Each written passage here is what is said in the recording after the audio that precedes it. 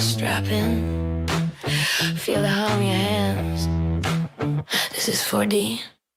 Heat on my palms, grip locked, heart racing. Shoes hit the pedal, whole room shaking. Jersey on my back, hair pulled low and blazing. Every turn I take, got the ghosts I'm chasing. 4D in my veins, feel that fire when I play, when I move, when I break, when I bang through the lane. 4D on my skin, when I lose, when I win, I'm alive in the light of the game I'm in. 4D, 4D, 4D, it's different.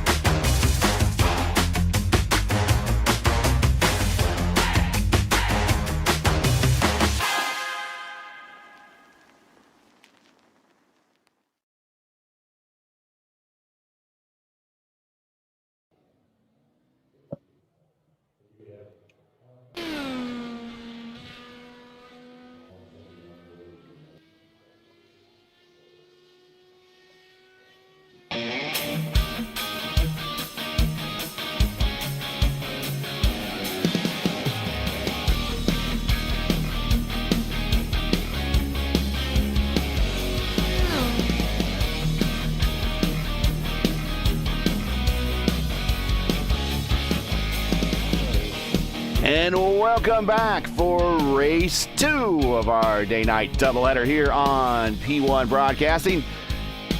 I'm Gary Gatto, and welcome to P1's broadcasting coverage of Round 5 of Season 9 of the longest continuously running Dallara DW12 series on iRacing today. It's the Dark Horse Racing Series presented by 4D Racewear, coming tonight from Worldwide Technology Raceway, otherwise known as Gateway, for the 8th running of the Dark Horse St. Louis 175. Joining me in the booth, the Catalyst Andrew Wood again is on assignment this week. And joining me for the second time today is Kyle Klidworth, the former and current reigning and now defending Oval Series champion, iRacing IndyCar Series. Welcome back, Clindy. Good to have you here. We are off to a little DW12 racing tonight at Gateway. Should be good. Yep, we got them ripping around the egg-shaped oval just outside of St. Louis in Illinois. So I know it's right on the border, right on the river. A lot of fun stuff to do in the area around this track. I've been myself, been to St. Louis many times. So I encourage everyone, if they ever get a chance, go watch IndyCars rip around this 1.25 mile high banked egg on one end with a tight radius and a flat, wide radius on the other end. It really, really puts on a great show.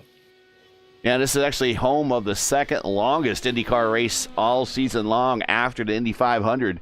So if you like your oval racing, you're in the area, check it out here at Gateway. Watching DW12s qualify now with about 3 seconds left, and we will have we now have provisional. Now we have official.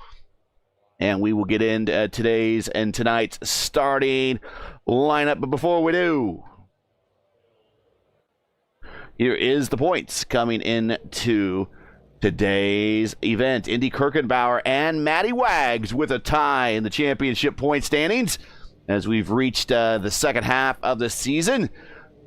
Admin host with the most, Eric Peterson, is 4 points back in third, and Mark Murphy, former, and actually not former, but you're defending series champion, 5 points back in fourth, and not a distant fifth and too far off is Jeff Hysong, who is fifth in points, only 20 back. And then after that, it kind of falls off to 50-plus points back for Greenlee and Gallus and A.J. Hobson, Lovern, and Christopher. But, Clinty, the top 5 all within 20 points, and we still have a lot to play for this season. Not just the Gateway, but the whole entire second half of the schedule.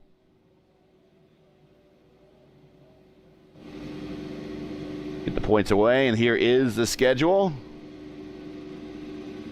As you get a chance to look at that, next up on the schedule is Texas Motor Speedway, Pocono, Homestead, and Indianapolis.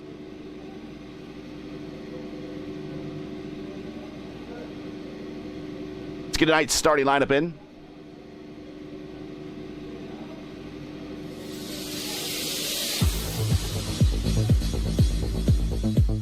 And I am not hearing Clint any longer. He might be doing some work for me. I'm having some paints issues again, but just about everyone is loaded in with the exception of one. And I think he's trying to dig that up for me. But I will get in tonight's starting lineup.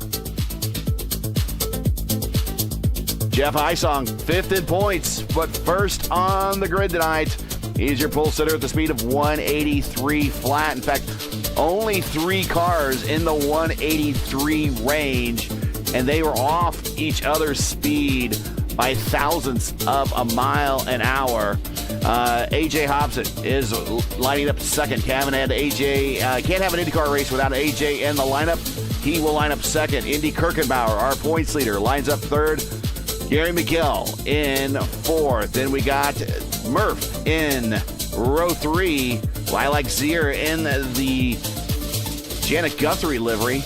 Lilac in the 6th starting spot there. Then we got Wags, our current tied points leader with Kirkenbauer. He's in row 4 with Peterson and Caleb Brashear and Lovern back in row 5. And we got Chris Albrecht and Hugo Gallus, row 6. Dinsdale, Kirkenbauer, the senior Kirkenbauer in row 7. Julian Altena Stouffer in row 8. Morales and Teed in row 9. And JB back in row 10. 19 cars starting tonight. Getting ready to do 175 laps, 350 kilometers here at the Oval just outside of St. Louis. We're going to wrap up our doubleheader here today under the lights, Gary. So lights are bright. Sunday night. Let's get them rip-roaring, guys, and put on a good show for the viewers at home. Nighttime is the right time for IndyCar racing. Field under the command of Jeff Hysong as he brings them down to the green flag.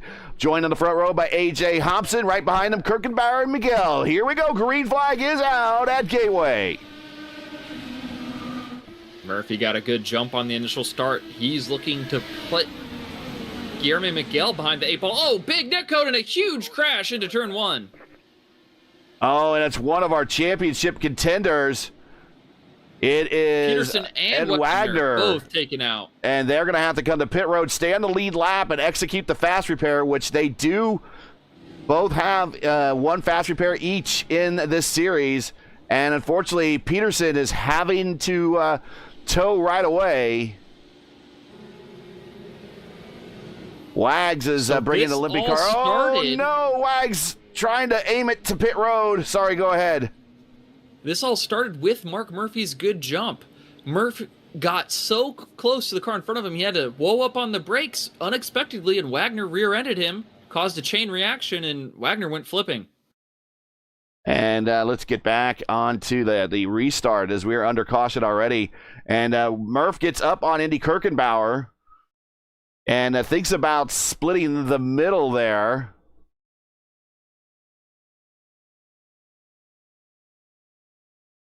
And yeah, Indy just cracks the throttle a little bit. Then here comes Wags. Wags gets hip checked by Caleb Brashear. And then Wags up into Eric Peterson. And I'll go back and watch that again.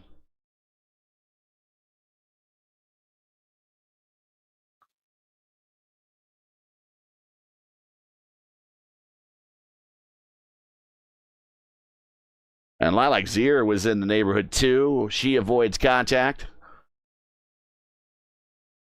But again, this all happens accordion style. Going into one, you see Murph kind of get up to Indy, check up a little bit. That causes Murph Wags to go up into Peterson.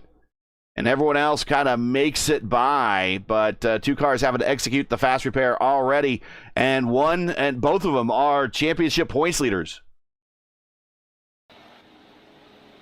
And that's good for Murphy, who's sitting third in the championship fight. I mean, I'm sure he didn't mean for that to happen, but just consequence of close racing there at the start.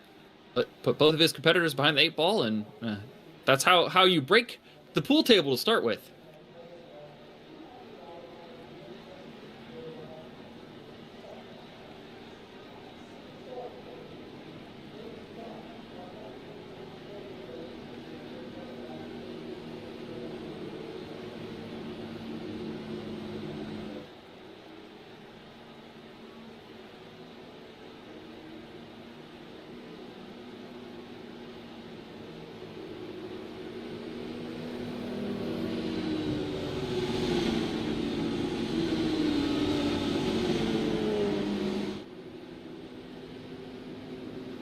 We're going to be going green next time by. Going to do a little bit of housekeeping here as Trading Paints is once again giving me problems. I'm going to try a repair on it, see if that might fix it before. Community-created software has community-created problems. No pitters under the cycle but Matt Wagner, who came in and affected his fast repair. He'll be able to go slightly further on fuel than the rest of the field here. So if this goes green and we get a yellow right at the end of the cycle, the pit stop cycle, Wagner might just cycle to the lead. So we'll see how cautious he is without a second car sitting in the pit lane now that he and Peterson have both used their fast repairs.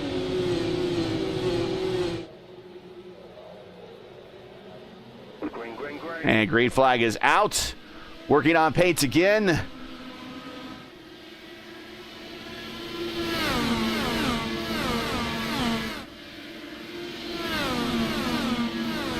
And this time it seems like the field's safely down the backstretch now.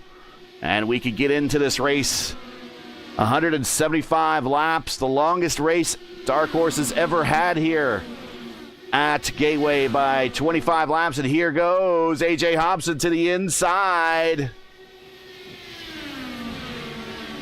Clear of Hysong and to the lead. He's going to slide up to the top, and let's see if he defends down the backstretch. No. Hysong gets a good run from running the top through 1 and 2. Slingshots himself to the bottom. Here comes Kirchenbauer fighting against Hobson for second. Murphy looking to go 3 again. Thinks better of it. Side by side down into turn 1.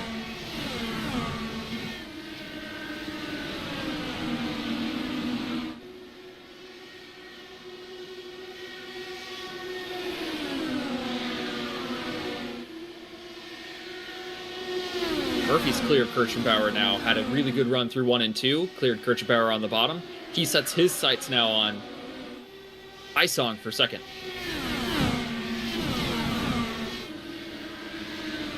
Paints are slowly starting to load back in here. So we're just going to stick with this for the time being. This seems to be somewhat stable. But back to the right action on the racetrack. It is A.J. Hobson, who finished on the podium in the Elite Racing League's Indy 500 last season, is our leader. Then Jeff Hysong, who is 5th in points and looking to capitalize on 2 of the guys that were ahead of him in points, already having problems today. And Murph looking to capitalize as well. He is up to 3rd. Kirchenbauer's 4th. And Caleb Brashear is in 5th.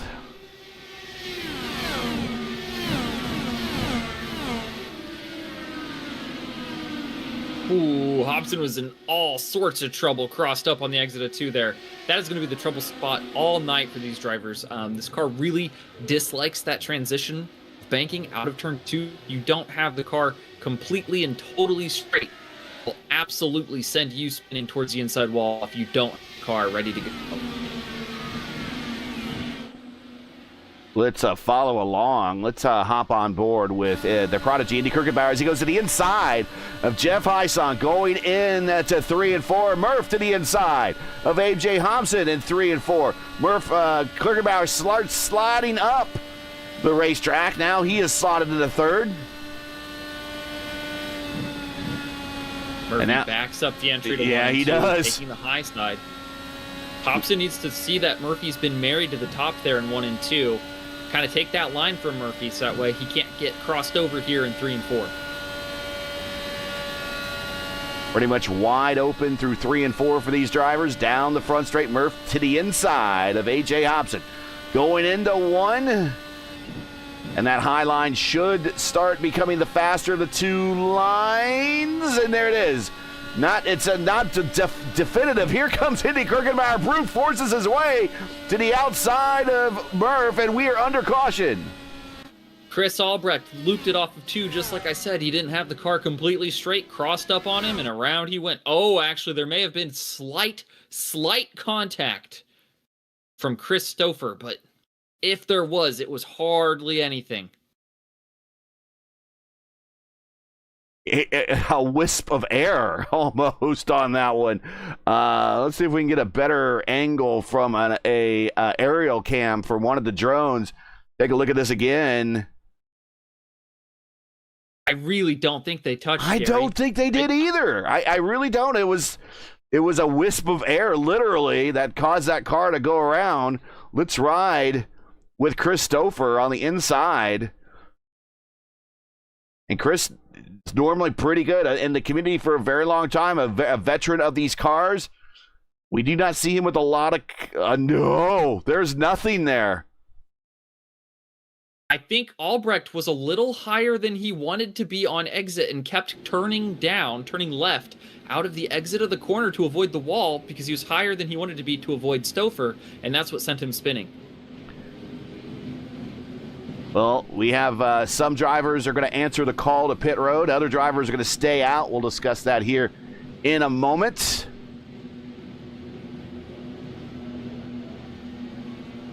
Wagner, Morales,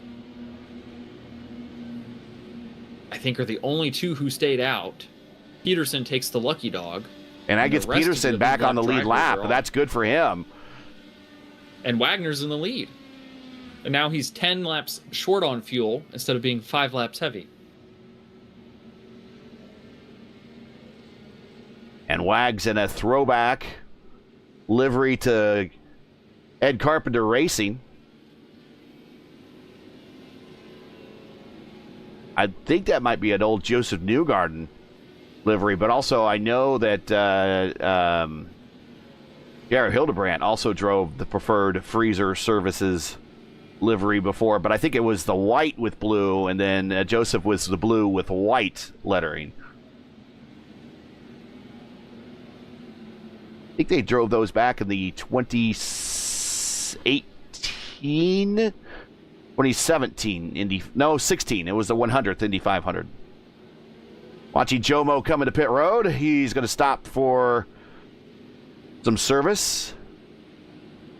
But Wag stays out, will pick up the lead. He has already executed his fast repair, so he has a very long race to keep that car clean for the remainder of. A.J. Hobson second, Murph now third, Kirkenbauer fourth, Caleb Brashear is in fifth, and Clindy, we're going to talk about it here. What is the likelihood of track position saving Wags tonight? We normally see in these cars, especially in races past, when you and I did races in the old Iconic series over in Velocity Online Racing, that normally these cars reward those that always come with fresh tires. Perhaps. I think with the cooler temperatures and the nighttime, it might benefit you to have track position first, especially with the amount of cautions this track typically produces. I think Wagner will probably stay here until 15 or 20 laps from now. We get another spin, and we'll see how many takers we have then. So I think it's kind of a good call for Wagner to stay out here. We'll see how quickly he falls through the field, if at all, or if he can protect the lead with the clean air he'll have up front. Last 2 races we've had here from Season 7, Season 8, 11 cautions and 12 cautions respectively. So a lot of cautions traditionally do happen here. Green flag is out at lap 17 of 175. Your leader, your points leader now, is kind of resurrecting his day at the moment. It is Matty Wags, followed by A.J. Hobson. and Mark Murphy. Mark Murphy sends it to the inside of AJ. Side by side through the corner. Murph showing a little brute force action, and he's going to get the position, but it's not going to be over and secured yet. Drag race down the front stretch. Here comes Indy Kirkenbauer. 3-car slugfest for second place. They're looking too wide behind Hobson. Kirchenbauer now secures third and is going to see if he can find a way to the second spot of the podium. Dives the inside of Hobson on the flat end of the racetrack. The inside's pretty good on this end, and it's pretty bad on the other. It makes for very interesting position swaps. It does. It does. If you go side by side with someone for a lap, chances are you can go side by side with them for an entire other lap with the way that these corners kind of equalize the battle.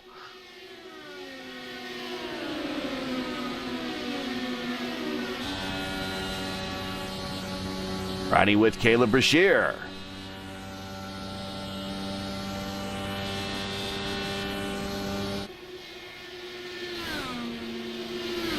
Jeff Heisong, our pole sitter, fades the 6th, but this is just, good for him to keep his eyes at least on those in front of him. Most of those, many of those drivers in front of him are just above him in points, so if he can keep them in sight, that is half the battle right there. Clay Kirkenbauer, there he is in a new livery, in the black and pink votive racing livery, kind of shades of Elio Castroneva's Indy 500 winning livery from a couple years ago from Meyer Shank Racing.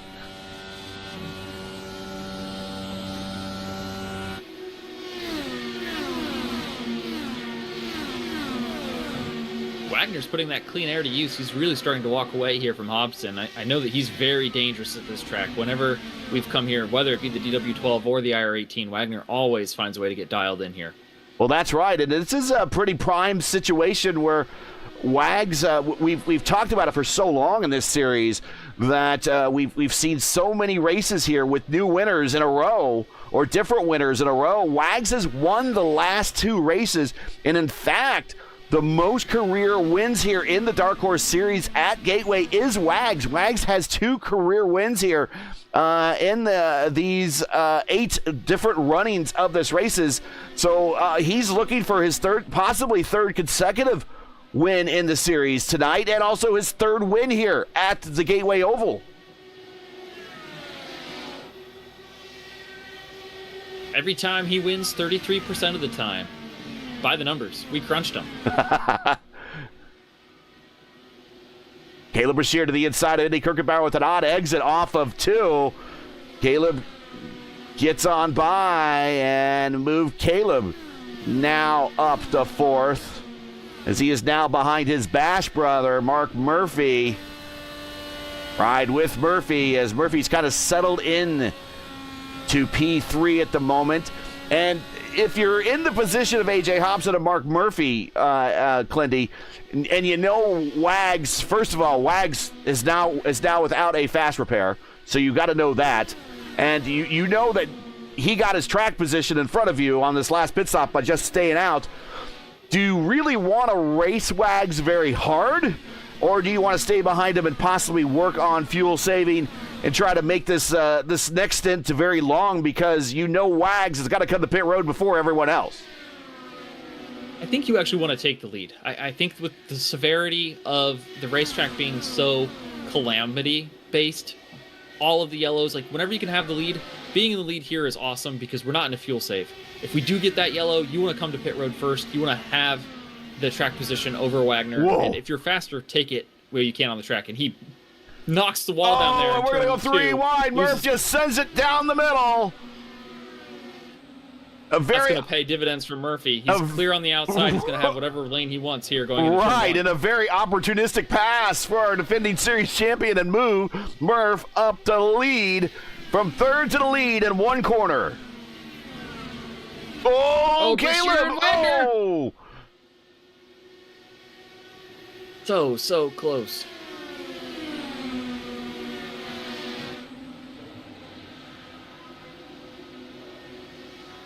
Neptune in chat says the last wreck almost looked like the air got taken off the rear, and I will agree to that. But the air, at least in the way that these cars behave, doesn't work like that.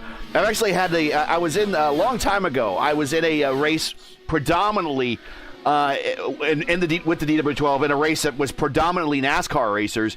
And I had a guy come up behind me and netcode me, and then he goes, "Well, I took the air off your rear spoiler." That doesn't happen in these cars. So I'm not so sure that the wind was taken off of Chris Albrecht that there, as we see this battle here between Wags and Kirkenbauer. But I do agree with you, Clinty. I do think that Albrecht's line was different, and that does alter the way your car handles off the corner if your line is you're not exiting that corner as much as you're used to. And maybe you're cranking that steering wheel a little too much at the corner exit. Yeah, I mean, it's even like a 1% difference in wheel angle is what will do you in here. It's very, very treacherous.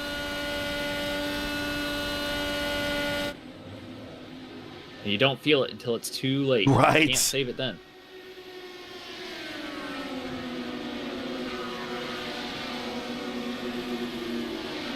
I remember it was I just ran across it. It was a random league, Clinty, and I got in there and I jumped in, and they were at Indianapolis, and I just dominated them. And what they had is they were using the setup that was normally used for the Lara Dash, which normally gets loose as the run goes on. So I adjusted my line up high while they were still having problems down low, and I pulled out to a big lead. And of course, being a new driver in a league that doesn't know you.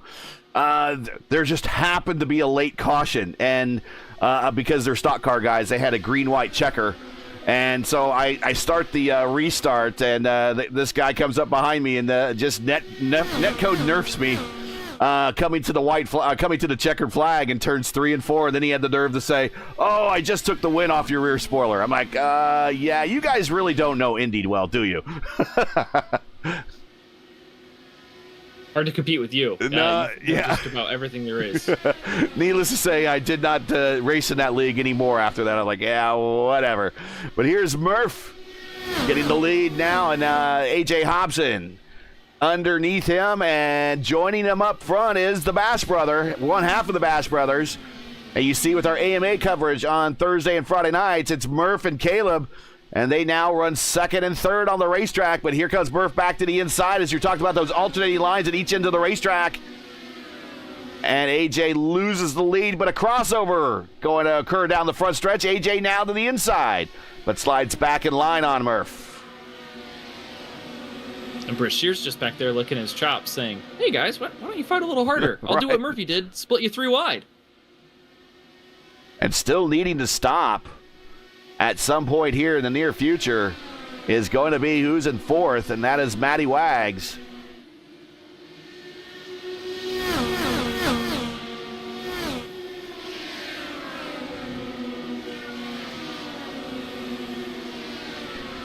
And according to Wags in chat, I don't know how he's chatting and driving the car at the same time, but he says that's Newgarden's livery. Probably while he was under yellow. I've seen him do that a couple of times. Keep your eyes on the road, Wags! Don't text and drive.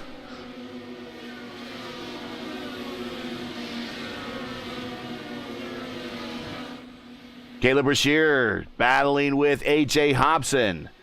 Can't quite pull that pass off. I believe this is Caleb's first start in these cars here in the series. He won the Open Wheel Challenge at the Sim Gaming Expo last September. Actually, it was the Open Wheel Invitational.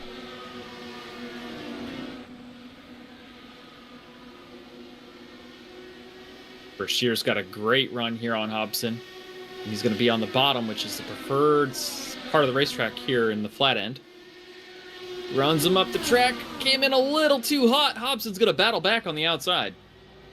And that battle equalizes yet again. And Kirkenbauer underneath Matty Wags.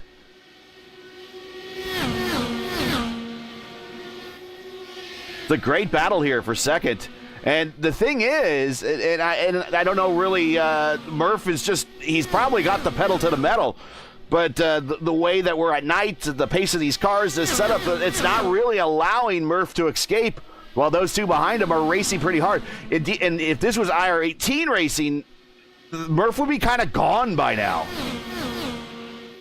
Perhaps. I mean, with the setups that they traditionally run in Dark Horse, any sort of league, you can always set the car up to be draggier than normal and make it harder to run away. The Dark Horse races always have a ton of parity because the setups are always meant to be able to stick together if you know what you're doing. Top 5 together right now on the racetrack. Hugo Gallus in 7th. Isong in 6th. But the top 5 separated by less than a second on the racetrack. Right there in your picture. I'll show you gaps. This is how tight they are at the front.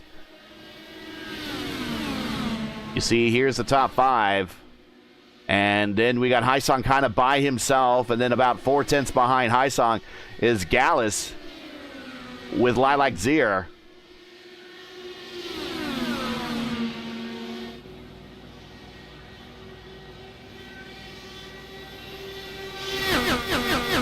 Let's watch that battle back there. Go ahead. He's not long. He's coming to pit road soon, so I don't know if that means this lap or in a couple laps, but he's just giving the field a heads up here.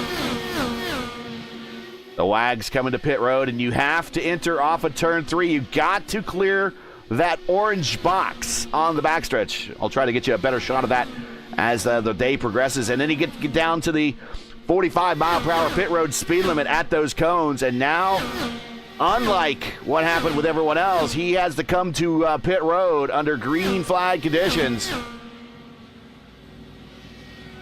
Clay Kirkenbauer leaving his stall on pit road.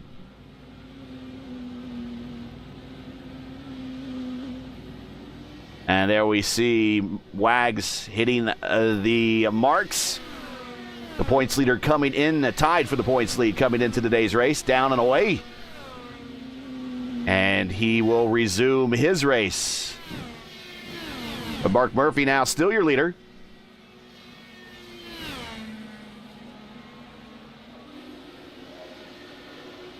Ooh, Wagner lost it coming out of pit road. It's very tricky with the cold tires. He went about 90 degrees sideways, but he got it straightened up, didn't lose too much time, and crucially did not damage his race car.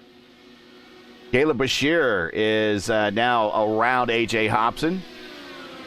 See if we can go back and see that incident with Wags here. As he's down and away, starts to move. And I will firsthand admit that this exit and entry roads are very slippery in no matter what car you drive here. The DW12, the IR18. And you come off the button, you try to bring the car as quickly as you can up to speed on a much tighter radius than what you're used to on the racetrack. And there you see the back end wants to come around, and he caught it. And no black flag on exit there. He didn't actually clear the cone. He went to the other side of the cone, but I guess that doesn't matter. And he is clean and green. It's just going to cost him a little time. Yep, you can always go to the inside of the blue cone on exit. You can never go to its outside.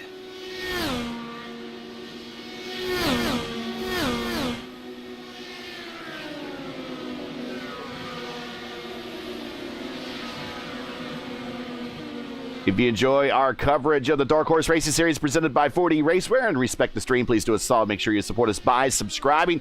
And while you're at it, don't forget to smash like and click the bell so you don't miss out on future P1 iRacing broadcasts. Tonight's 8th running of the Dark Horse St. Louis 175 and the Dark Horse Racing Series is presented by 4D Racewear. Check out 4D's line of made-for-sim racing gloves, shoes, and apparel.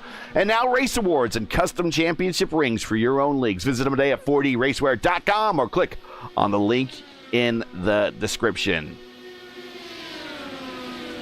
I think Brashear's got the fastest car. He's got the line figured out right now. He just can't find a way around Murphy. He's worked his way up through the field 2 seconds. Look at the runs he's generating off of every corner. I think if he can figure out how to navigate 1 and 2 and at least exit equal with Murph, he'll be able to have a chance to attack in 3 and 4. Shane Dinsdale coming off a pit road. Cars sliding to the inside wall. Hugo Gallas. And that's putting the field under caution. That is not what Matt Wags That is not what Wags wanted. No, not at all.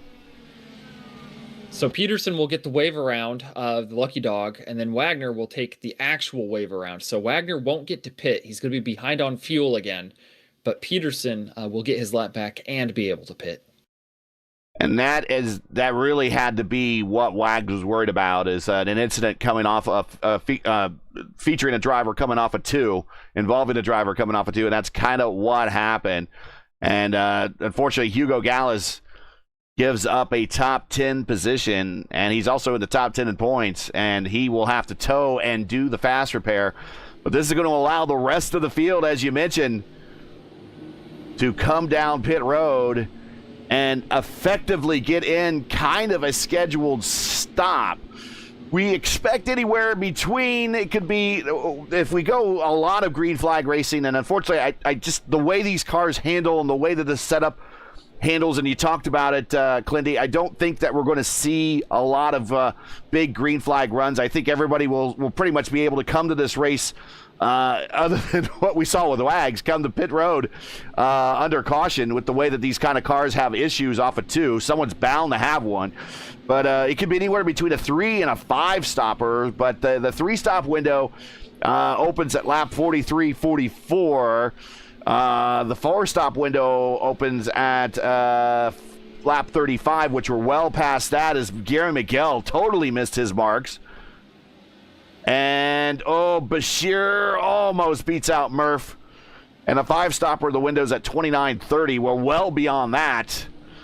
So I think for most of these drivers who've already stopped once already prior to this stop, they're probably looking at maybe 2 more stops to get it home. Yeah, I think everybody came in here. 50 laps is about what the tank will get you. So I actually think you're going to go 50 from here to get to 105, 50 from there to get to 155, and that'll get you home. So yeah, 2 more stops. Jomo stays out to lead a lap, but he will come to pit road this time. Chris Albrecht will get the wave around. That will bring him, he's actually on I think he's on the lead lap now, but he's just 1 lap down. Wags is the first car on the tail end of the lead lap there. Albrecht and Dinsdale are on the same lap. Dinsdale, that first car behind the pace car. I have Dinsdale in an all kind of a black and red livery. I'm not sure what you have him in, but again, if we have the wrong livery for him, I apologize. I'm also seeing red and black. Okay. So we do have that correct. They are getting the wave around right now. They will hustle and get to the rear of the field in time for this next restart. I don't know if they'll have time to come down pit road and actually top off the tanks. That will turn the lead back over to Murph. Caleb Brashear second. A.J. Hobson third. Indy Kirkenbauer fourth. Jeff Heisong fifth. It has been that way pretty much all evening long since Murph went to pit road. Lilac Zier started sixth, is sixth. Chris Stouffer up 9 spots to seventh. Julian Altina up 7 spots to eighth. Gary Lovern in ninth. Gary Miguel started in fourth position. He is in 10th. He is down 6 right now. So pretty much everybody that's worked their way up into the lead here. Murph up 4, Caleb Brashear up 7, Stouffer up 9, Julian up 7. Those have worked their way up in the top 10. They've definitely had to work for it, as those that started up front has been no guarantee. Green flag out. Those that started up front, no guarantee of staying up there right now. On the attack immediately, looking to the outside of Brashear.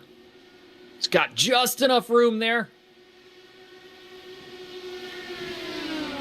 Side by side down the back, and they split Murphy's wake in 2. One went high, one went low. Brashear's going to be clear off the corner. Hobson's not done yet, though. He looks to battle back to the inside.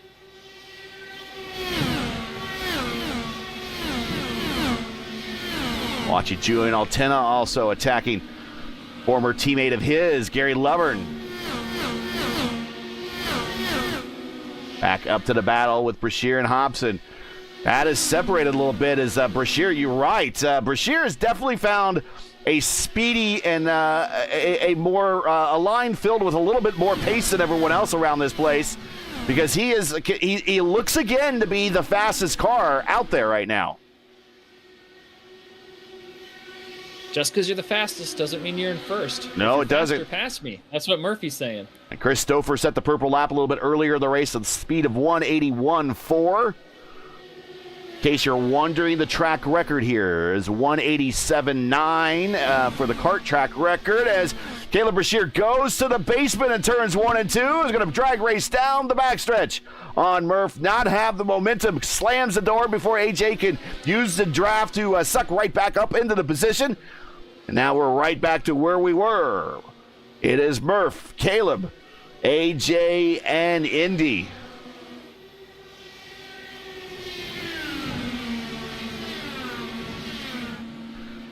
The IndyCar IRL track record is Will Power in 2020 at the speed of 192.3.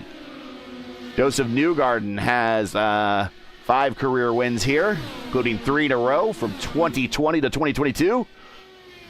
Scott Dixon has 2. No one else has more than 1. Your defending race winner from Gateway a season ago is Kyle Kirkwood, his first ever oval track win.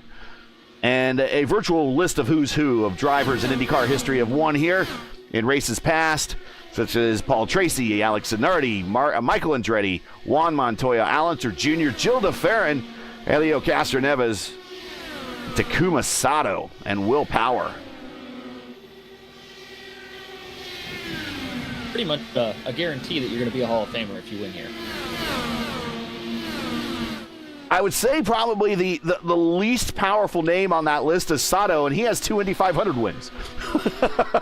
or Kirkwood, whose career is still young, although very, very promising. Yeah, he still has a long way to go in an active career.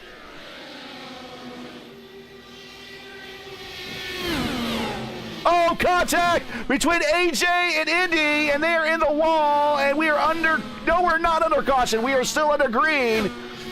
Indy is still up against the wall. One of our points leaders having problems again here at Gateway. And the caution comes out.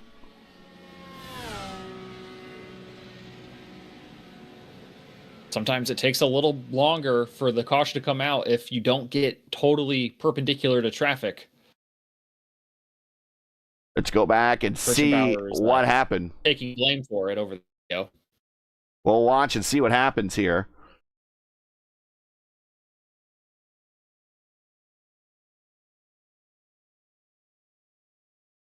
And there was contact, I believe, really early in the camera shot, I believe, coming into the corner.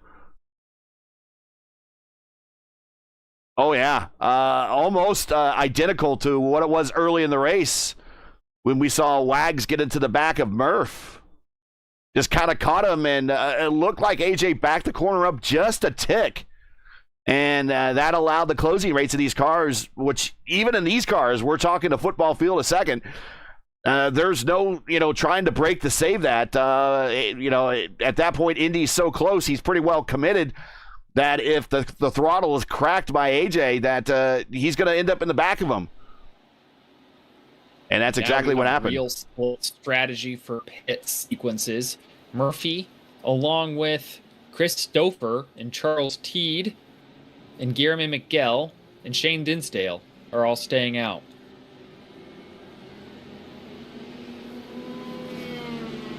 Drivers get over to allow the wave around on Dinsdale. Yep. He gets the lucky dog wave around. But we have different strategies going on for people here stopping at lap 64. Brashear, Hysong, Zier, Matty Wags. Kirkenbauer is on pit road. He got the fast repair. He's back rolling.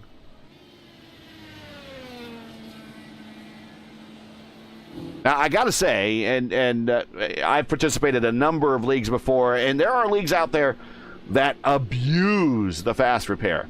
This is one of the few leagues that I know of that the drivers are exceptional in how they behave with the fast repair.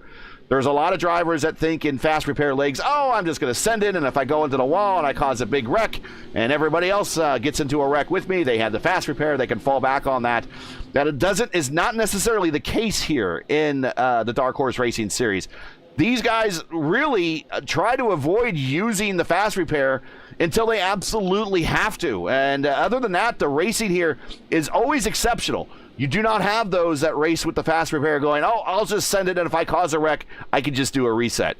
The racing here is a lot more exceptional than that, and there you see those that are using the fast repair.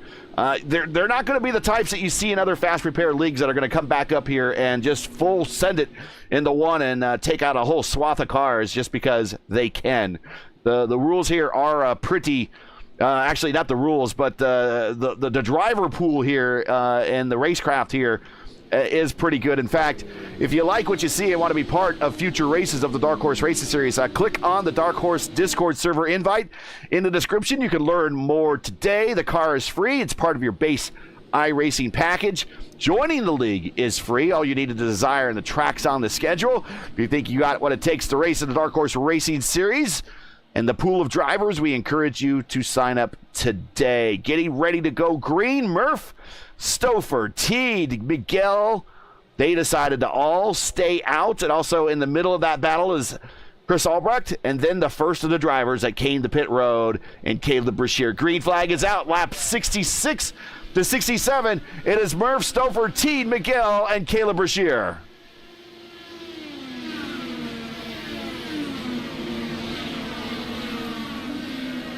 You might think fresh tires will immediately make a difference, but the cold tires are actually very slow for the first lap or so that they're on the car. So it'll take the drivers who pitted just a few laps here to match the lap times of the drivers who had stayed out. Looks like Brashear's already on it. He's going to look to the inside of Albrecht here, looking into turn one. Stouffer, Teed into turn one. Stouffer down up high. Teed! Oh! Wow! Stouffer clears Teed by a whisper on the high side of 1 and 2. Teed had to roll out of it, and that's going to bring him back into the grasp of Miguel. But back to that battle you're talking about. Brashear around Haisong now. Haisong trapped down low as he's got the slower car, and that's not necessarily a slower car. That's Chris Albrecht now, who is repaired, and he's just simply a lap down. 2 laps down. And Haisong trying to get around, but here comes A.J. Hobson.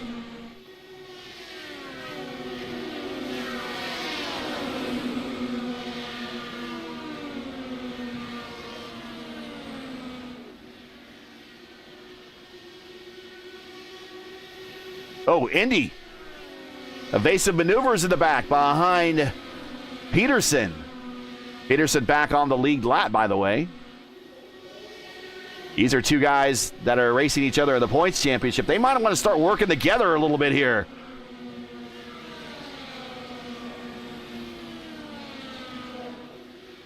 Back up front, Murph continues the lead. Underneath, a little bit further back, Jeff Haisong got underneath Albrecht. Here comes Julian Alton on the high side with the run off of 1 and 2. Joey might have the run off of 3 and 4. He's going to have the draft of Albrecht to help pull him forward a little bit. I tell you what, Julian has a ton of scuffs on his front wing, and I'm wondering maybe if he got into somebody. Here's Wags going to take it 2 wide down the backstretch in to turns 3 and 4. He clears Haisong, move Haisong back to 10th, Wags up to 9th. Julian might be have some damage, or at least showing some damage on his car, but it doesn't seem to be impacting him. You can turn the fast repair on and off in your black box. So if he chooses he doesn't want to use the fast repair in his black box, he doesn't have to. Charlie Teed fading fast here. It's like Alpena's wing is back to fully functional. He and Hobson had slight contact that caused that scuffing to occur. All right.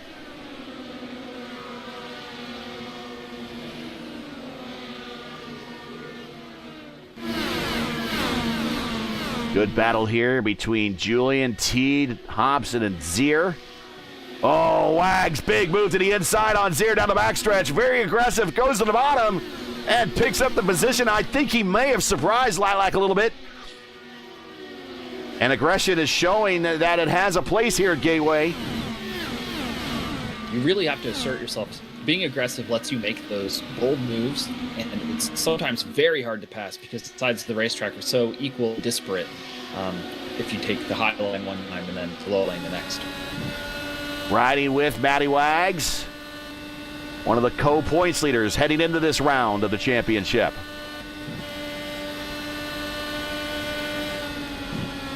Whoa! He went a little deeper into that turn than he wanted to and almost got up into the wall, kept it off it, but Lilac Zier got the run on him to the inside, gets the position back. Here comes Wags to the inside. Lilac gets the spot back. They're still racing for it. He cracks the throttle a little bit, lets Lilac by, slots in the line right behind or right in front of Gary Lovern.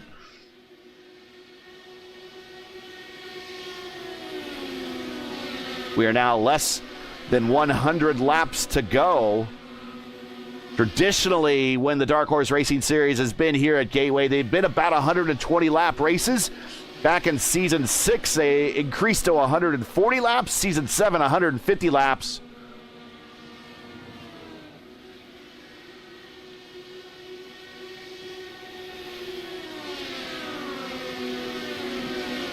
Zier got such a good run there out of 2, but he was way in the backstretch. Zier's going to have to find her way to the bottom here. Try to beat Matt Wagner to the bumper of Charles Teed. The last race we were here was 135, but we're at 175 laps here in Dark Horse tonight. That's the longest ever race they've had here at Gateway in series history. And a series known kind of for short burst race. This is a little bit more of a marathon here tonight. So watching this, Zier, Teed, Wags, Hobson. Big run for Wags on the high side. Oh, Teed loses it off the corner. Inside wall, Charles Teed, and he goes to the wall. It's not going to bring out a caution, but it is going to cause him to tow. No, not yet. He's trying to back it up. He might have to Austin Powers that a little bit. Otherwise, yeah, he just tows to prevent a caution from coming out. But you can kind of see that his car handling was going away. He stayed out on this last caution. Caleb Bashir stopped at lap 65, and he is now attacking Chris Stouffer. Many wins here in the Dark Horse Series, but not a championship to his name yet.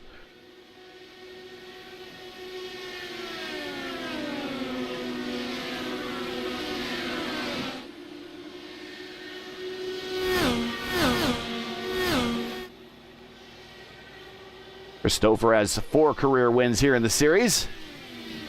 Puts him in the top 10 all time. In fact, if Murph can get the win, that car sliding off the corner again in almost identical fashion, and Lilac Zier.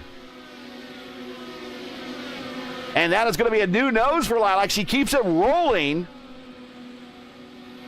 But coming to pit road, no, it's going to stay out for another lap.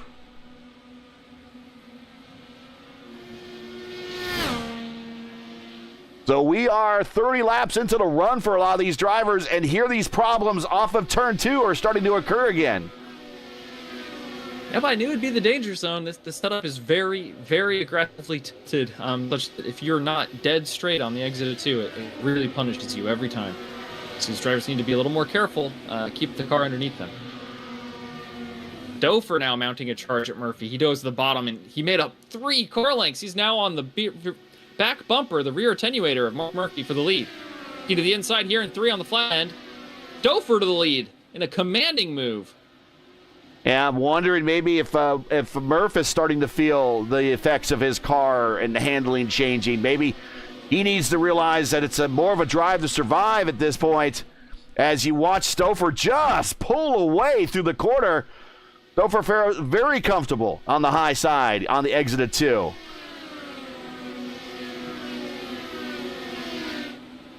Brashear on the high side in 3 and 4.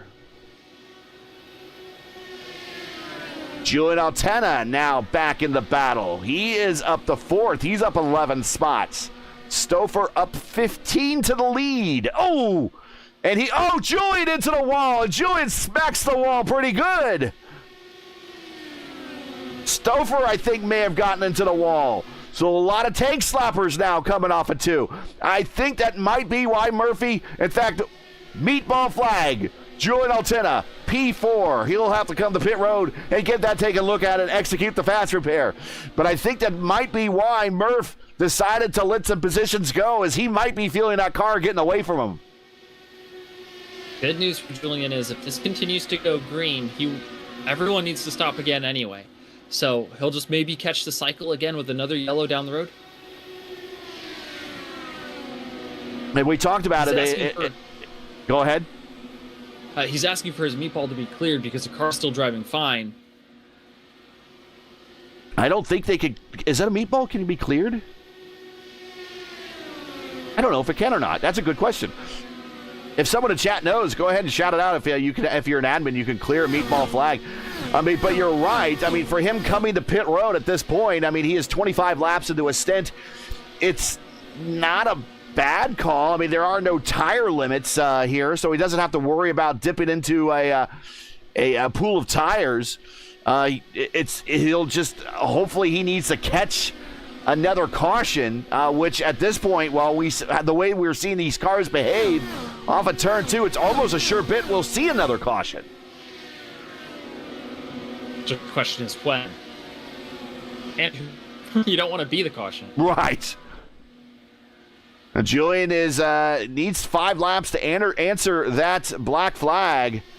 And I don't know if he's just going to stay out and not answer it. And that is going to be a DQ.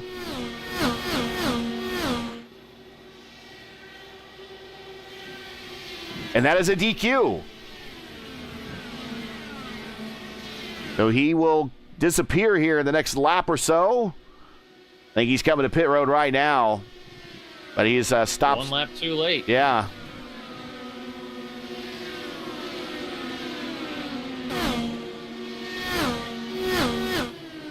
Back up front, Caleb Brashear has now caught Stouffer.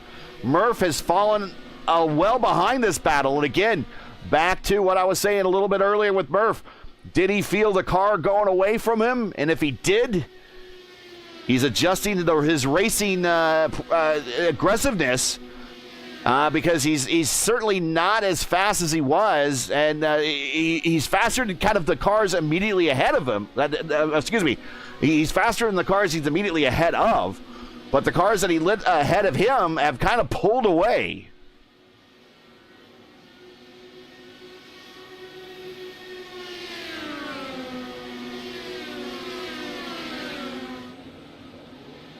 I don't see any damage on Murphy's car, and this car is pretty resilient despite Altena's hit. If you glance the outside wall, the ad blocker usually just bounces you right off of it. You really, really have to connect with it to make lasting damage. Well, let's ride with Murph, and let's listen to his engine.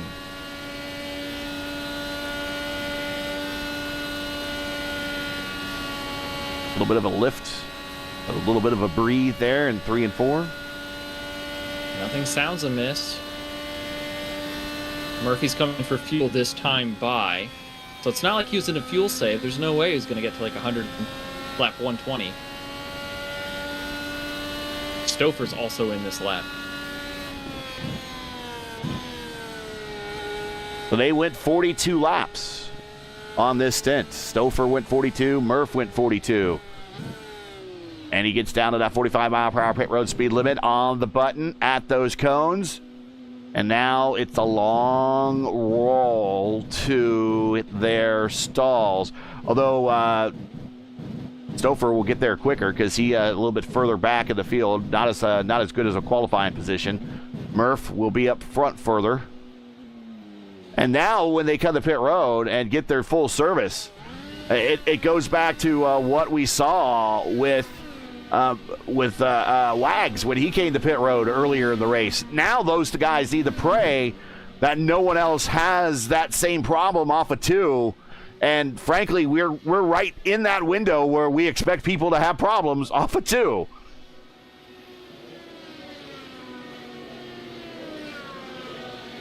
A lot of them already had those problems. It's possible that everyone got it out of their system. Albrecht is going to be in this time. Albrecht, 2 laps down.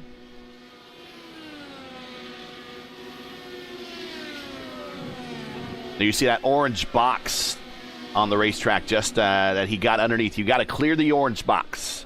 You can't clip it. You get a penalty.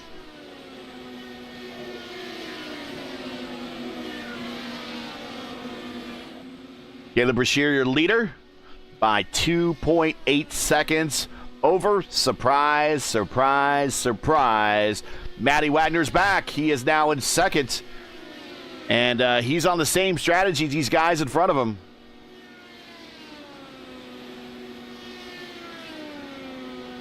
And then there's Indy Kirkenbauer. He is in third.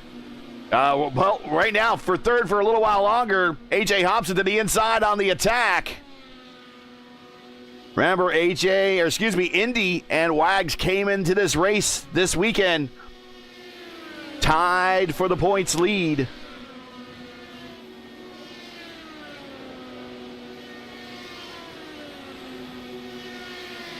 If you're just joining us, this is P1's broadcasting coverage of the Dark Horse Racing Series presented by 4D Racewear, coming to you from Worldwide Technology Raceway, otherwise known as Gateway. Side-by-side battle, Indy Kirkenbauer, A.J. Hobson.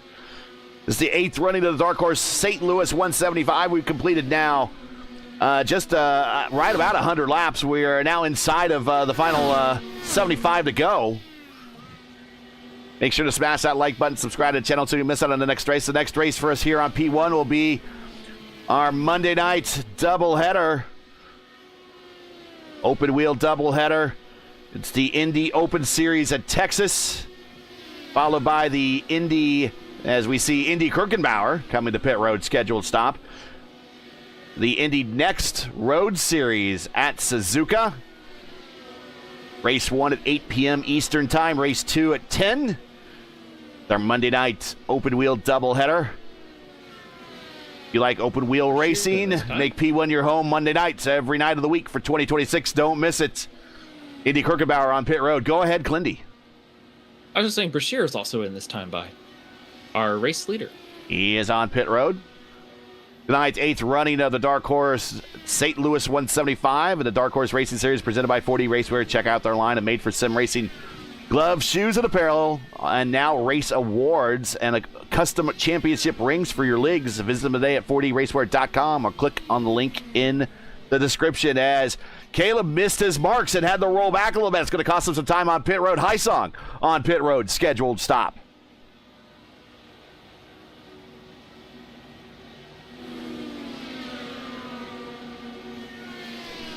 Jeff Hysong has actually had a pretty good history of races here at Gateway. He has 2 podium finishes. He finished second place in Season 5 and Season 6 here.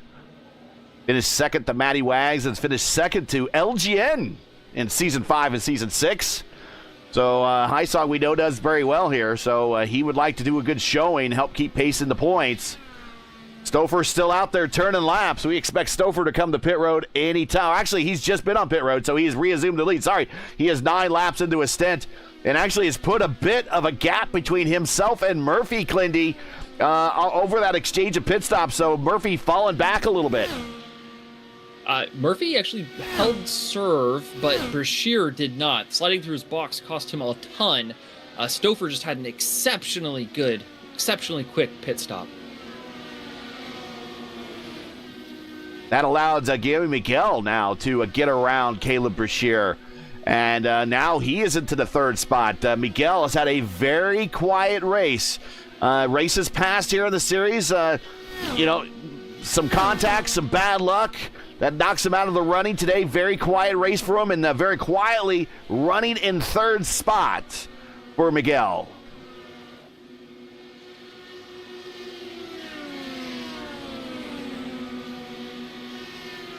Here comes Caleb Brashear looking to attack. He stays high in turns 3 and 4. This is where his fresher tires have now come up to temperature. It's pivotal that he gets around these cars that have undercut to start working back toward the lead. Wall corner is about as good as you can ask for. Ooh, did not clear Guillerme. Let's see if you get it done in one lap. Dials up the bottom here in 3 and 4. Clear this time.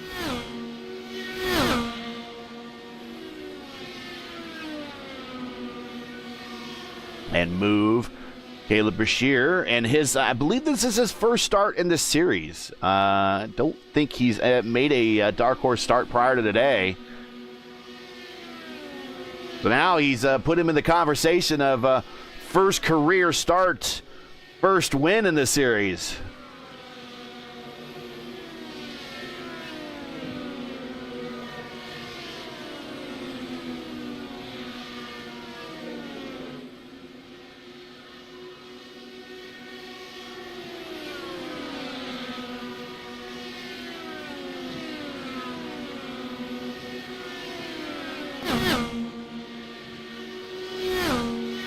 We'll go through the field here a little bit, check out some of these drivers. Chris Stouffer, your leader. He has now reached lap traffic of Lilac Zier and Joseph Morales in that Cannon car. As Stouffer goes to the inside of Zier, clears Zier. Mark Murphy in second spot. Right behind him, his Bash brother, Caleb Brashear. Gary Miguel in fourth. Matty Wags in fifth. And his chief points rival right now, Indy Kirkenbauer in sixth. A.J. Hobson been in the top 10 all day today, started second. Currently runs in seventh. AJ joined up at the front by Jeff Hysong. Hysong started on the pole. Hysong fifth in points. He is now running eighth on the racetrack. Gary Lovern very quietly has worked his way up into the top 10. Currently ninth. And Eric Peterson trying to recover a bit of his race. Could use a caution now to kind of shrink this field up a little bit, but he's also in the points championship run, but he was taken out very early in an incident in turns 1 and 2, just past the green flag. And he's trying to recover his race. That is your top 10. Dinsdale 11th, Joe Moe in 12th. Lilac, Chris Albrecht, Hugo Gallas. The remainder of your field, 15 cars still running. 18 started the race. 12 on the lead lap. 61 to go.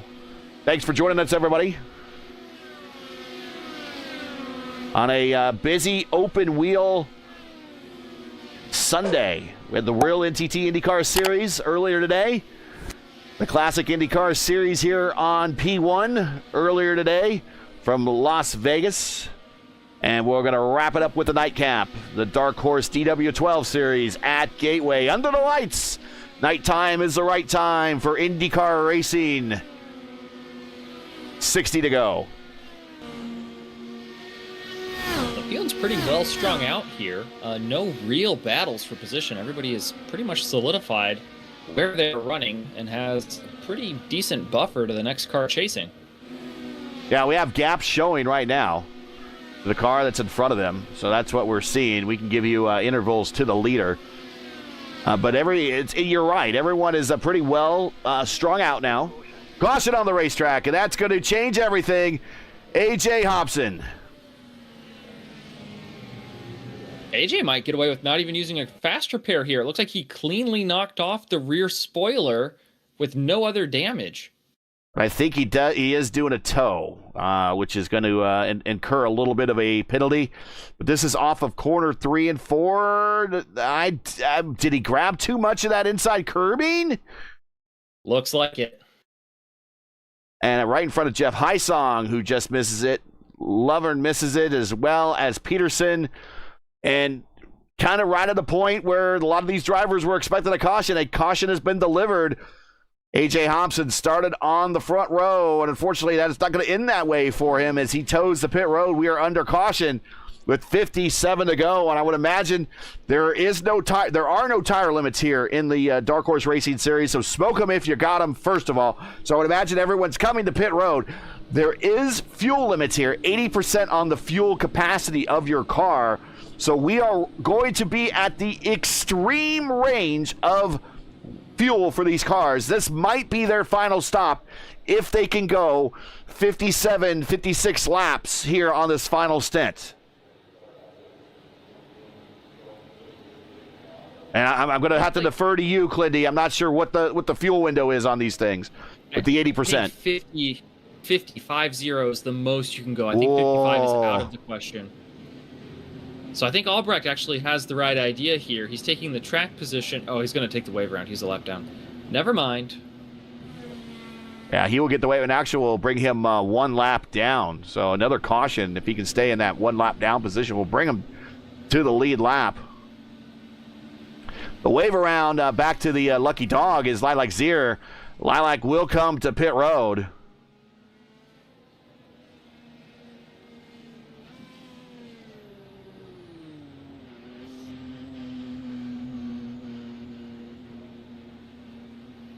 Jomo's going to stay out.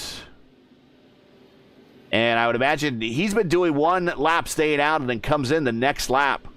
I imagine he's coming in this time. And that will turn the lead back over to Christopher.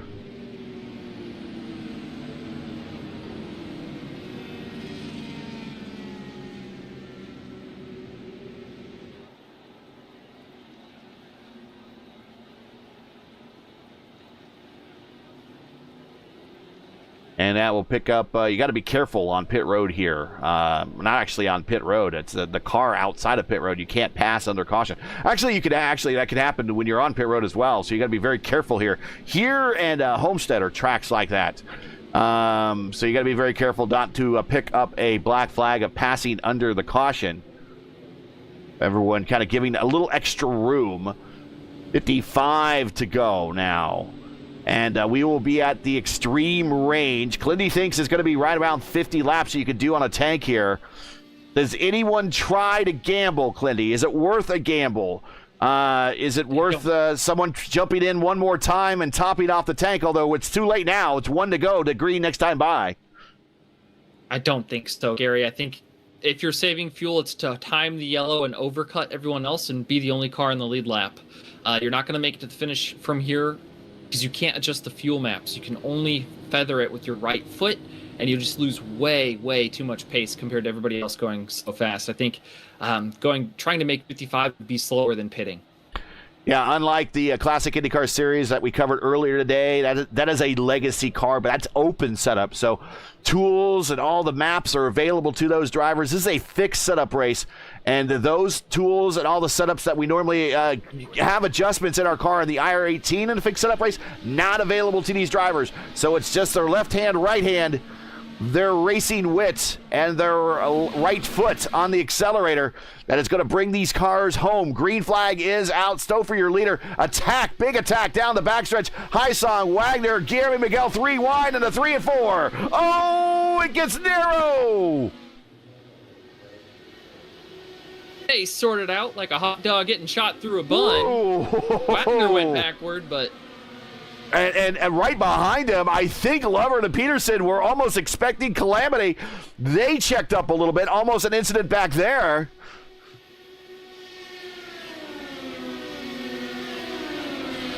Brashear's now caught up to Stouffer. He's looking to the outside here. Checks up just a bit on the front straightaway. To the inside. Let's see how hard he drives into turn 1. Oh, he backs back up to get to the outside. A bait and switch from Brashear. Let's see the run he gets off of 2.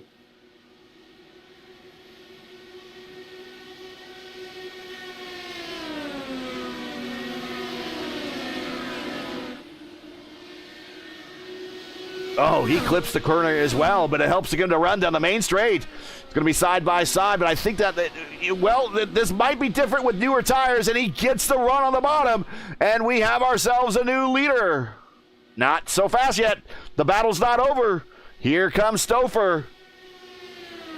That's what I was talking about with each end of the racetrack being so different. When you put your opponent in a bad position, if you're not gone and clear, they're going to cross you back over every single time. Checking in from pit road, Julian says that he would thought he was on his 5th lap, that he could come to pit road and realize that he got DQ'd. It happens. It happens. There have been drivers before that thought their qualification runs were over in Indianapolis and came to pit road early. I believe that happened to Dario Franchitti and Marcus Ericsson.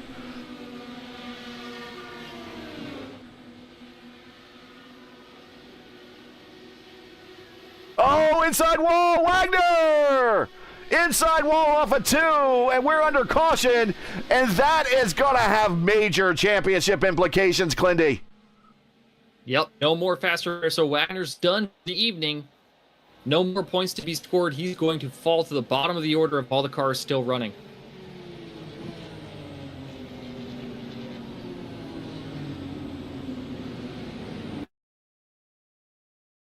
And again, it's just racing hard off the corner. Here he is racing Jeremy Miguel.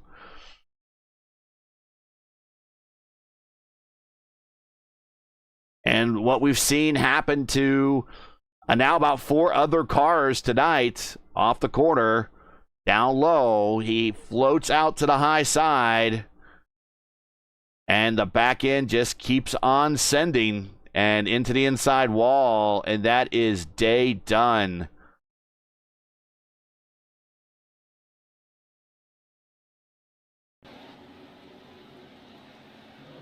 Stouffer staying out. Caleb Brashear coming to pit road to top off.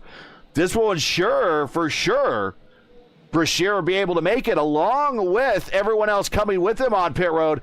Everyone else staying out. They need to hope for more caution and save some fuel. Well, I think 50 is the maximum save, Gary. So from here, it's still a save. Stouffer may not feel like he can save the 2 or 3 laps it takes, because if you remember, he and Murphy 42 laps the last time.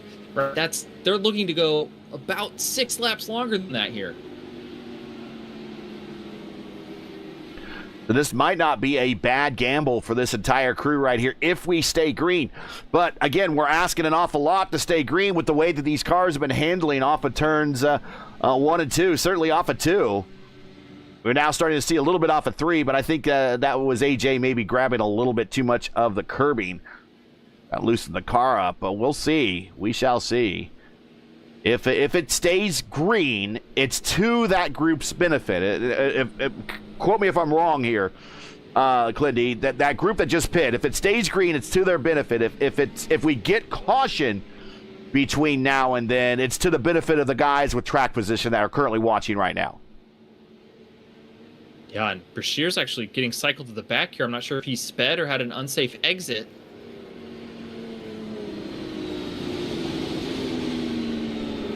Someone in chat a little bit earlier in the race asked, what is a meatball flag? Meatball flag is presented to you in iRacing if you have damage.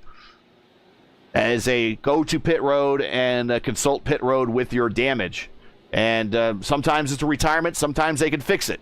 But that is what a meatball flag is. There is another new flag that is in iRacing, and if you have lagging or bandwidth issues, you can get presented with the I guess it's the bandwidth flag. It has basically a bandwidth symbol that you would see like on a phone or something. And that is another flag. That's a new flag that gets presented that drivers can see.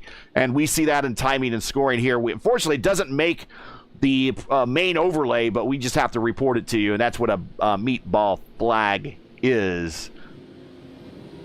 We're getting ready to go green with 45 to go. Stouffer, Murphy, Miguel, Lovern, Heisong. Now, the top 4 did not stop. They stayed out. For 5th on back, they came to pit road. Alternate strategies here to finish out this race.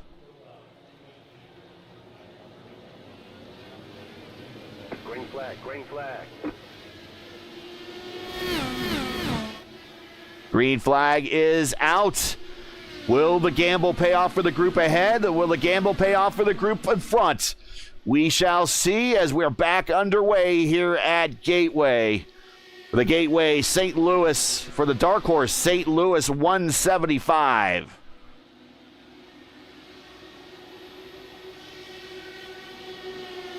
Here comes Murph. Here come, yep, same thought for me. Murphy's looking to attack Stowe here. They don't care about fuel, they just want to go fast.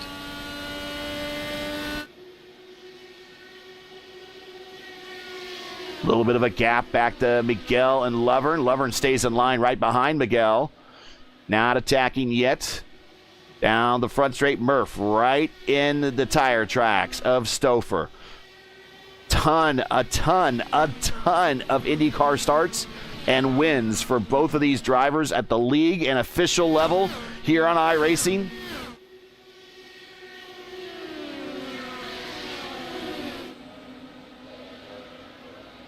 Stouffer, a former Indy Fixed Series champion.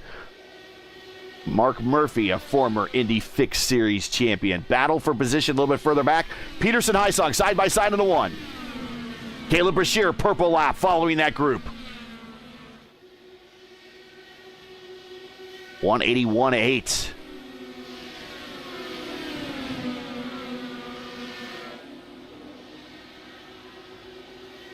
What Jeff Heisong looking to capitalize here. It's not been a great race for Jeff, but we've talked about where he's had 2 second-place finishes here in the past. And maybe he has just a good feel of the car and a proper pace to have here. But he is now up in 5th. And remember, he is 5th in points. And he is looking now to gain ground on Wags. Also ahead of Peterson. Gain ground on Peterson as well. Here goes Indy Kirkenbauer. This is a battle for position on the racetrack and in the points championship. Indy just shipped it down in there. He said, I want the high side. I don't care if I'm slow on exit. Brashear got stuck behind him in the slow lane. Coming to 3 and 4, Heisong's going to have a good run on the bottom. He's going to clear Indy back. We'll see how they fight down the front. A real quick reminder on the points. It's Kirkenbauer and Wagner came into this event tied at 136 apiece. Peterson in 3rd, Wags in 4th, or Murphy in 4th, and Heisong in 5th. Those are your top 5, really, that are going to be the battle for the points championship as this season continues. Ooh, Indy slid out quite a bit. Oh, he held it down to not knock Brashear out of the top lane. Great car control from those 2 young drivers.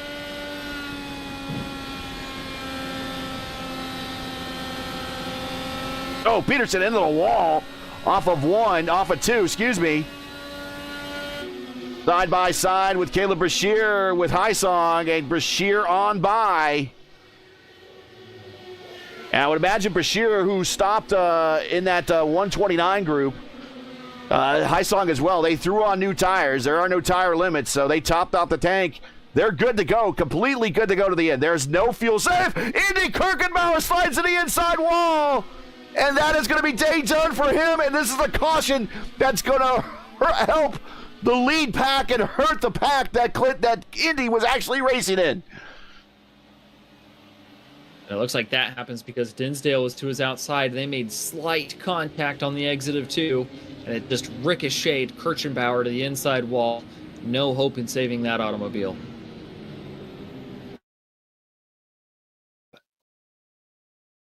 Let's watch this again. Dinsdale back on the lead lap. He has worked hard to get back on the lead lap. He's up to P7 right now. But here's the battle going into 1. Kirkenbauer down low. Clears him. But here comes Dinsdale on the outside with a head full of steam and maybe some netcode contact. That might not have been a setup issue. That might have been actually netcode and not going to send Indy to the inside wall. And that's going to be a tow as well. And if he hasn't executed the fast repair, he's going to execute it. But unfortunately, he needs to wait for the tow. And everyone coming to pit road once again. So this is no longer a fuel race at this point. If I'm Caleb Brashear, I'm only putting in the extra half gallon or whatever it would take to get me home. And I'm going to take the lead here on slightly worse tires. Only been 10 laps or what have you. Well, watch Caleb Bashir as he gets to his marks. This time he hits him up on the jacks. Stouffer is moving.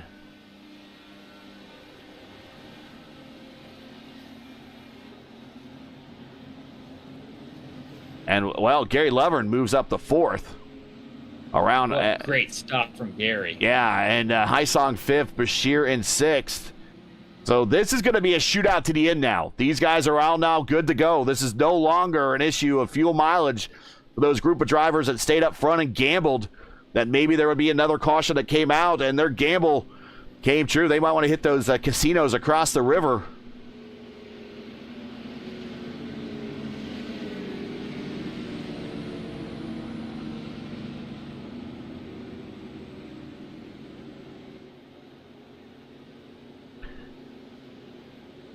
And once again, if you're just joining us, you're watching P1's broadcasting coverage of round 5 of 9 of season 9 of the Dark Horse Racing Series presented by 4D Racewear. Coming to you from Worldwide Technology Raceway for the 8th running of the Dark Horse St. Louis 175, where Chris Stouffer currently leads. Mark Murphy 2nd, Jeremy Miguel in 3rd. Make sure to smash that like button, subscribe to the channel so you don't miss out on the next race. The next Dark Horse race for us will be a little while from now. We'll be well into April for the next race. Just need to make sure that I give you the right date here. The next race for us is April 12th, Sunday, April 12th, 8 p.m. Eastern Time. Actually, it's April 19th, excuse me. April 19th, April 12th is votive at 8 p.m. Eastern Time. 8 p.m. Eastern Time, April 19th. Dark Horse Racing Series will be round 6 at Texas Motor Speedway. For the 4th running of the Dark Horse Texas 225. Coverage starts 8 p.m. Eastern Time. Don't miss it, but we got a couple weeks off between now and then, including Easter. So happy Easter, very early happy Easter to all of you. That is next Sunday. Getting ready to go green now. Lights are out on the pace car. Stouffer has the field under command one more time. We're going to go green with 33 to go. Stouffer, Murphy, Miguel, Lover, and Haisong, your top 5. And here we go. Sprint to the end, Clindy.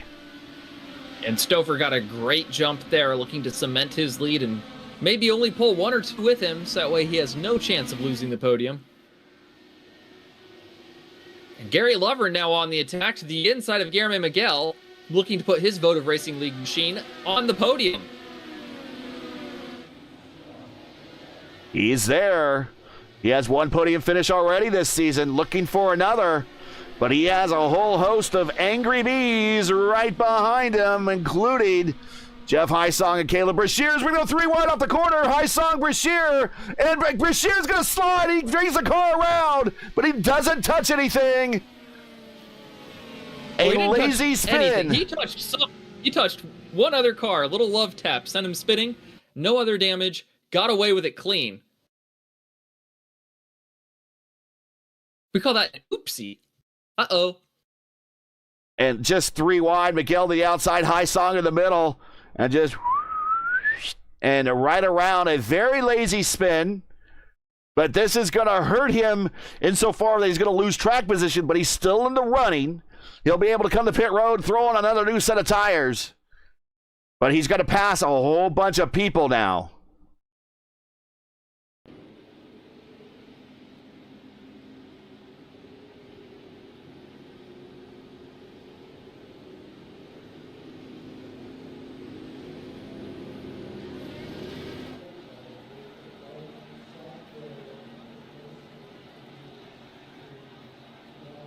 Wags checking in from the infield care center. That's why Wags doesn't win championships. I could win races, but 0 championships for him. Well, he's still in the running for it. And we still have more racing to go. Here is the schedule, by the way. After tonight, we do go to Texas, then Pocono. Homestead, Miami to wrap up the season at Indianapolis. There's still lots of racing.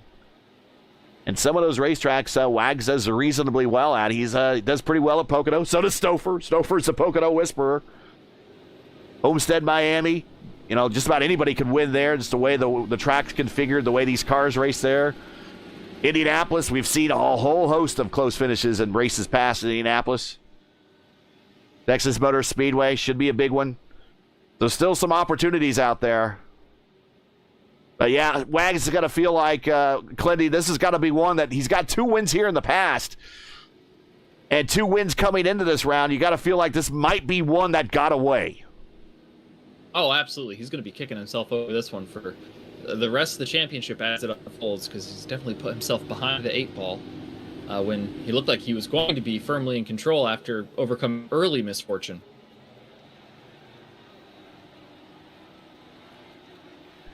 Lights are still on the pace car. They'll probably go out this time. And we will go racing next time by. Once again, want to thank 4D Racewear. If you want to race, you want to join the Dark Horse Racing Series, the car is free, the league is free. All you need are the tracks and the drive. Click on the link in the Discord. Click the Discord link, in the description. That's an invite to the Discord server, and you can get started there. This is the longest running, continuously running DW12 league on iRacing. In fact, about the only other league in iRacing that has been that runs these cars longer is the official Dallara Dash Series.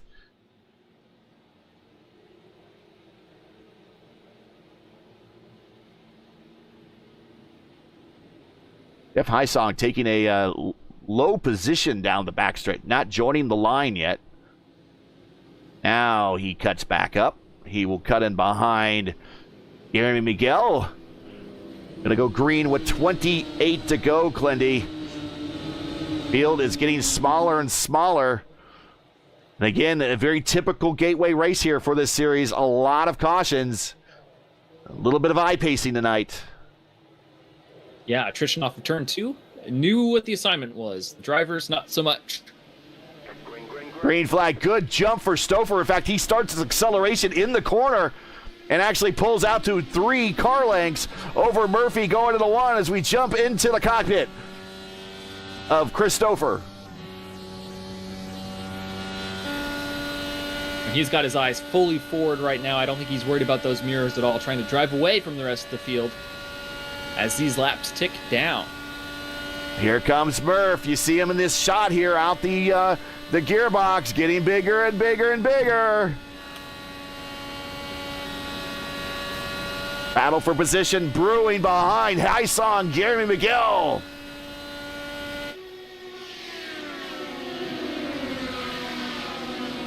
Eric Peterson all of a sudden back in the battle. In any other race, he might have been out at turn 1, lap 1. Not here at Dark Horse.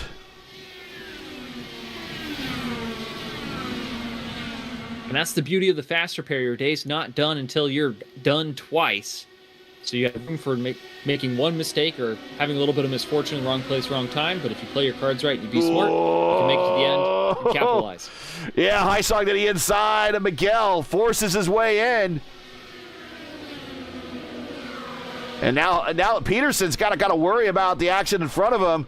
He's already used that fast repair. Caleb Brashear fastest lap, 182.3. But Peterson's already used that fast repair. He cannot use it again. In fact, up front, everybody in the top 5 has not used their fast repair. So he is the highest. Peterson is the highest running car in the order that has used the fast repair. He is trying a bit of a recovery drive, and it's been basically the entire race that has taken for him to recover. Jeremy just put a slider on Gary Lovren for 3rd. Lovren attacks back on the bottom here into turn 3. Sends it in, ships it in, clears Jeremy. Slides up, feeds him the dirty air. Miguel down to the inside, back into 1 and 2. The battle continues. Really drove in deep.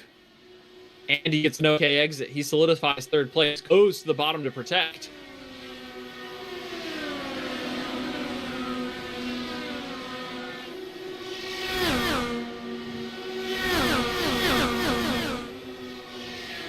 Gary just tucks back in line. Meanwhile, the top 2 start to pull away by about 2 seconds. Oh, cars in the wall. big We're wrench. looking off of 2. And one of them is Peterson. Another one is Hysong. And they're on the backstretch. If they don't get going soon, that's going to be a yellow. Peterson pose. Hysong's got going straight. And he doesn't even look like he's done much damage. Let's see what happens here as we do not go caution. Is Hysong. What happens here? Just a huge net code. Dinsdale runs into it. I think he is forgiven. No, I don't think Dinsdale is forgiven. He'll have to come to pit road and get repairs taken care of.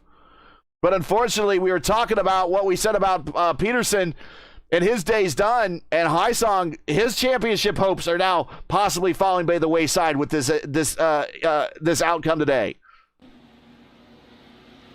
Maybe not. So many championship contenders have had a bad day that the one who's had a good one is Murphy, it seems like.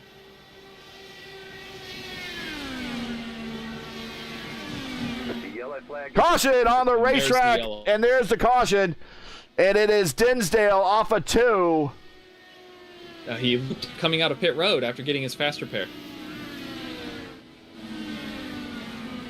And that might be a black flag for an unsafe pit exit. Although I don't see it in the UI. And here we see Dinsdale getting the roll off of pit road. And I do not see the black flag either. We are under caution again here at the St. Louis 175 for Dark Horse Racing Series presented by 4D Racewear. 18 laps to go and another late caution here. And we will see what happens with Dinsdale coming off the button, just trying to hustle that car. And here's the thing on the fast repair. 9 times out of 10, the fast repair fixes everything. And unfortunately, that looks more driver than fast repair. There are cases where the fast repair doesn't fix everything. And sometimes that causes a car not to, you go out, you hustle in it because you think the car is back to where it was before you smack the wall. And the fast repair, for whatever reason, just doesn't do its job. And sometimes that causes a wreck after you do execute the fast repair. But that doesn't look like the case here with Dinsdale. He's just hustling it and trying to bring it up on the apron there and brings the car around. And where it ends up is going to bring out a caution here with the auto stewards here on iRacing. So we're under caution once again. And Stouffer's got to be thinking, geez, guys, we need to, I want to get this race over with. But it's just opening the door and giving one more opportunity to Murphy. And right behind them, Gary Lovern's got to be liking this because it's another opportunity for him. I actually think Brashear might be in the best place here. He had the freshest tires and was starting to make up ground. And he comes to pit road. Everyone throws on a new set of tires. Again, no tire limits here in Dark Horse. Smoke him if you got him. And Gary McGarrell comes to pit road with a new set of tires. Caleb Brashear, new set of tires. Lilac. Oh, no! Caleb Brashear spins to the inside, coming off the corner, off the exit. And unfortunately, he's going to have to give up those positions. I actually think he's going to get them back here, Gary. We'll see if he gets those back. They're keeping him. He's not gonna. They're keeping him where he is.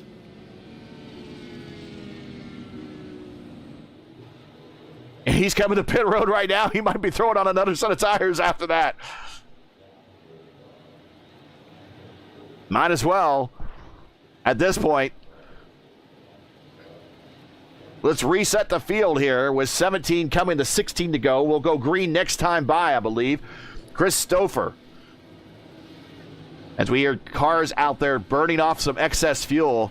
Chris Stouffer, 4 career wins here in the Dark Horse Racing Series.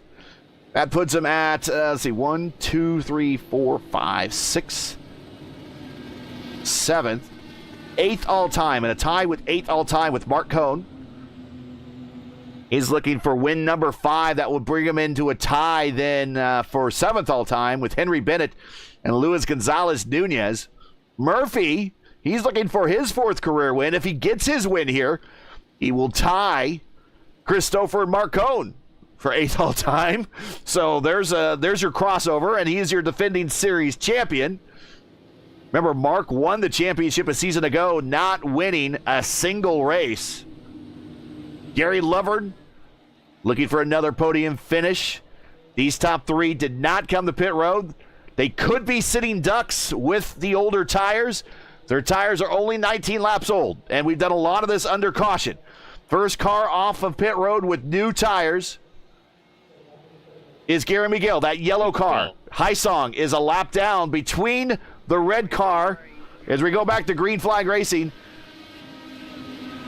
Haisong is the black car between the red car here of, I'm trying to mark on the screen. Go back to Gary Lovern there. Gary Lovern, this is Haisong right here. He's a lap down, and then the yellow car right behind him is the first car that came to pit road. There he is for tires. 15 to go. So Miguel's sitting pretty, but is he going to run out of time? It'll be hard for him to win, but I think he can probably claw his way up to Lovern and then fight. Depending on how quickly he gets by Lovern, he'll have an opportunity to fight Murphy.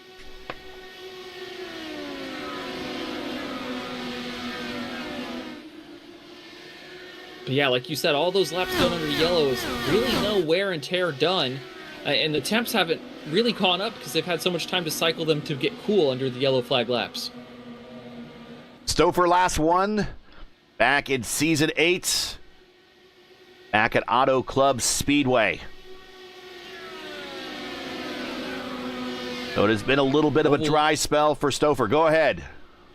Ovals don't get much different between Auto Club and Gateway. Right. Those two places pretty much worlds apart. Chris Albrecht to the inside of Haisong. Chris Albrecht back on the lead lap. He's in 6th. So is Lilac Zier, who's knocking on Gary Lovern's rear door, looking away to get herself into 4th place. So Miguel around Lovern. Lovern fades to 4th. But here comes Gary Miguel. So now Miguel is going to attack Mark Murphy. And there was a race earlier in the season. I believe it was it's Miguel, purple lap of 182.4. He slides up in front of Murphy. And now does he have time to get to Stouffer? And I think he does have time. Here he goes to the inside Absolutely. of Stouffer. Sends it Miguel 2 positions and half a lap. Miguel to the lead with the new tires. Miguel, I was getting ready to quote him. Miguel and Murphy got in an incident earlier in the season racing together at Charlotte, and now Gary Miguel is 10 laps away from getting his maiden win in the series down the backstretch of the 3 and 4. Stouffer trying to hold off Mark Murphy. Gary needs to put race strategist on his resume because he's going to snooker them here with that call. Lilac Zier, next best car on tire. You tracked in Mark Murphy. She currently sits in 4th. And there's still time, and she gets a good run off the corner on Murph. The snake begins down the backstretch. Lilac creeps into the picture. She's going to be on Murph, probably down the front stretch, going into 1 and 2. And maybe those guys that stayed out with those new tires are maybe regretting that move right now. Here's Lilac Zier. She's going to get to the attenuator of Murph into 1 and 2. Send it to the inside.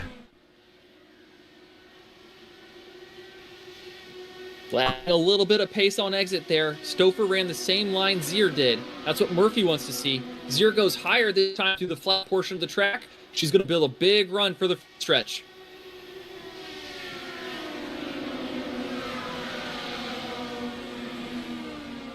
He goes underneath Murph.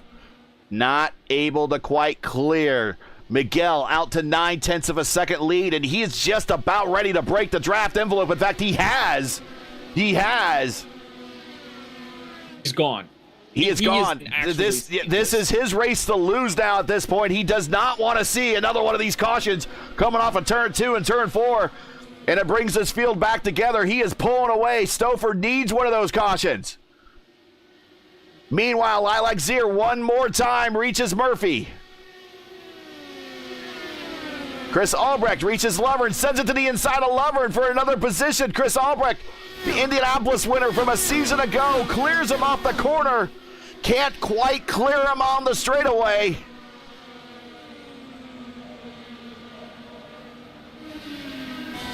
Zier's going to stop Murphy this time off too. Murphy with the better run because of the high side. Zier needs to go where Stouffer does not. He won't do.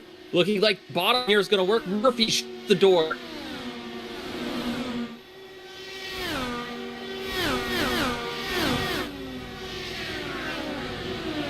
Again, Albrecht to the inside of Lovern. Here comes Caleb Brashear. He's like a man possessed, almost high in the exit. Oh, and he's banging wheels with Hugo Gallas, who is back. Surprise, surprise, Hugo Gallas is back on the lead lap.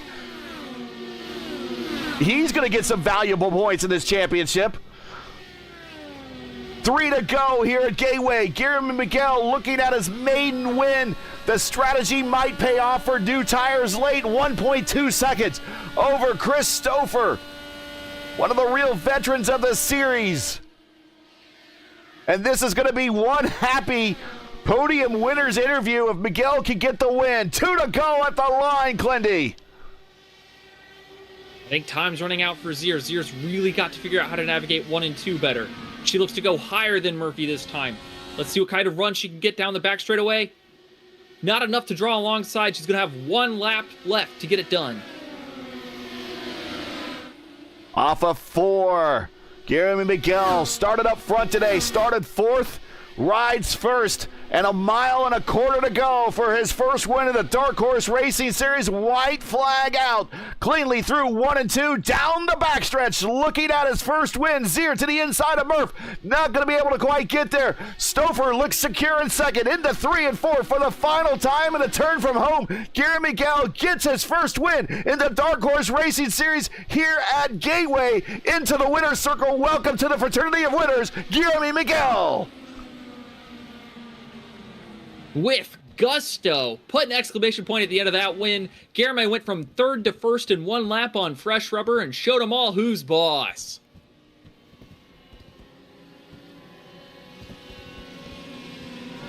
Fireworks down the backstretch as he gets Fireworks on the racetrack. On the racetrack as Miguel going to do some well-deserved victory donuts.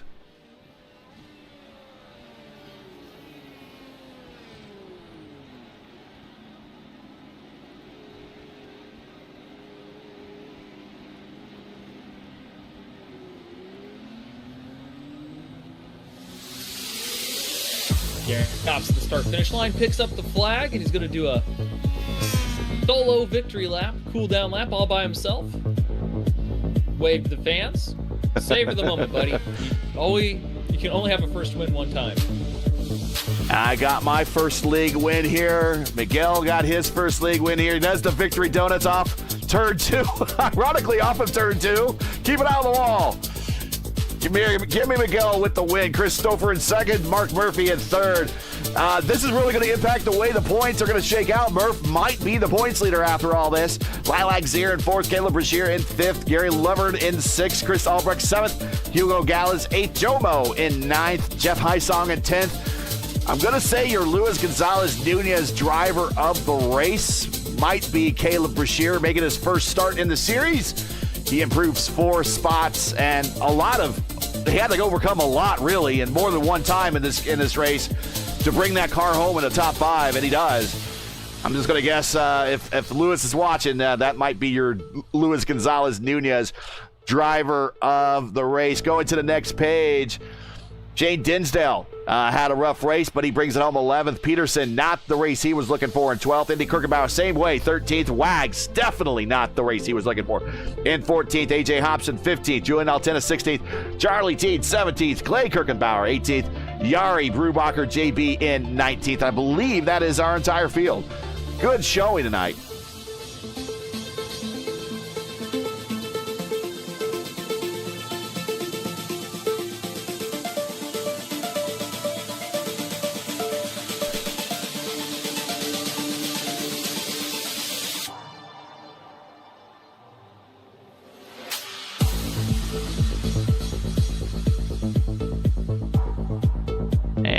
We will get some replays queued up and get into the interview room.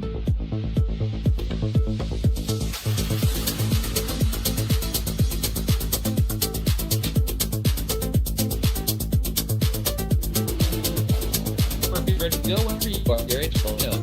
All right, stand by.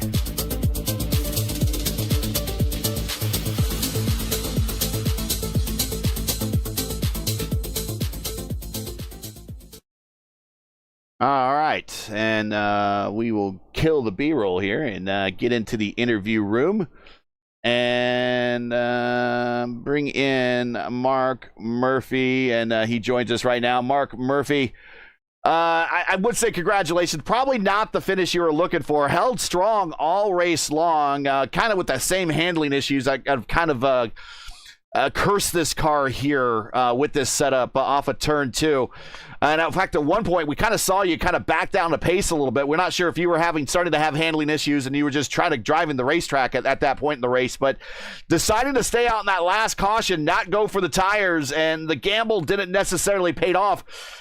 Finished third after falling back from second. So you only lost one position, but the gamble on the new tires or the older tires didn't pay off at the end. I mean, I thought it paid off well enough. I hate to see that caution come out with 15 to go or whatever it was, because Chris and I were gone. You were spot on. I was not racing other people. I was racing the racetrack, and it wasn't because of handling. I thought the car handled just fine. It was more of a fuel issue.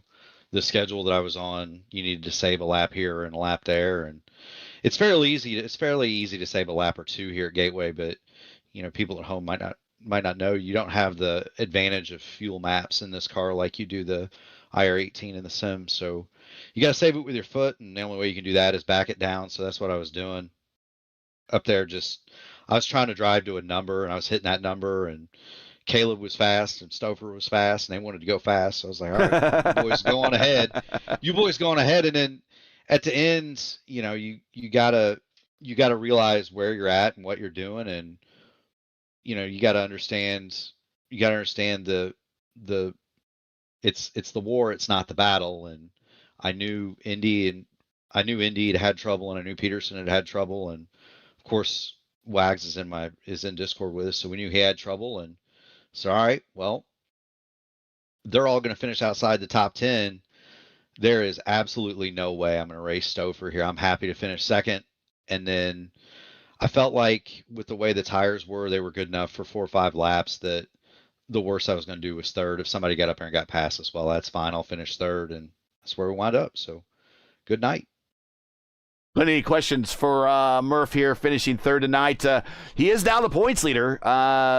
He is the points leader by 14 now over Indy Kirkenbauer. So small battle tonight. You won that one.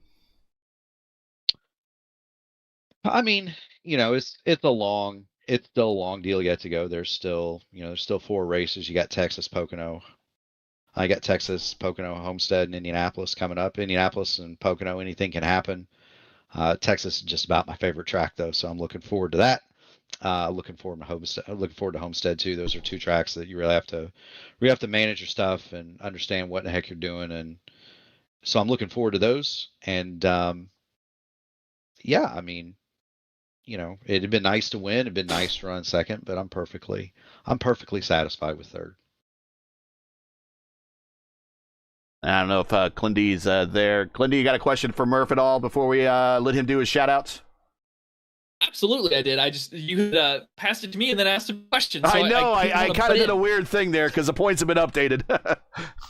Yeah, no worries. Murph, you and Stouffer, I think, were the only 2 drivers all to not cross up on you on turn 2. And I kind of gave the viewers at home my assessment of how that is, but I wasn't in the bucket today, but you were. Tell me what you did to keep your car straight and fast out of the exit of turn 2 all day long today. Very much 2 things. I mean, in this car, you got to enter high. You got to enter high, and then you got to exit low. So it's a high-low corner, and you want to have the wheel as straight as possible when you do exit.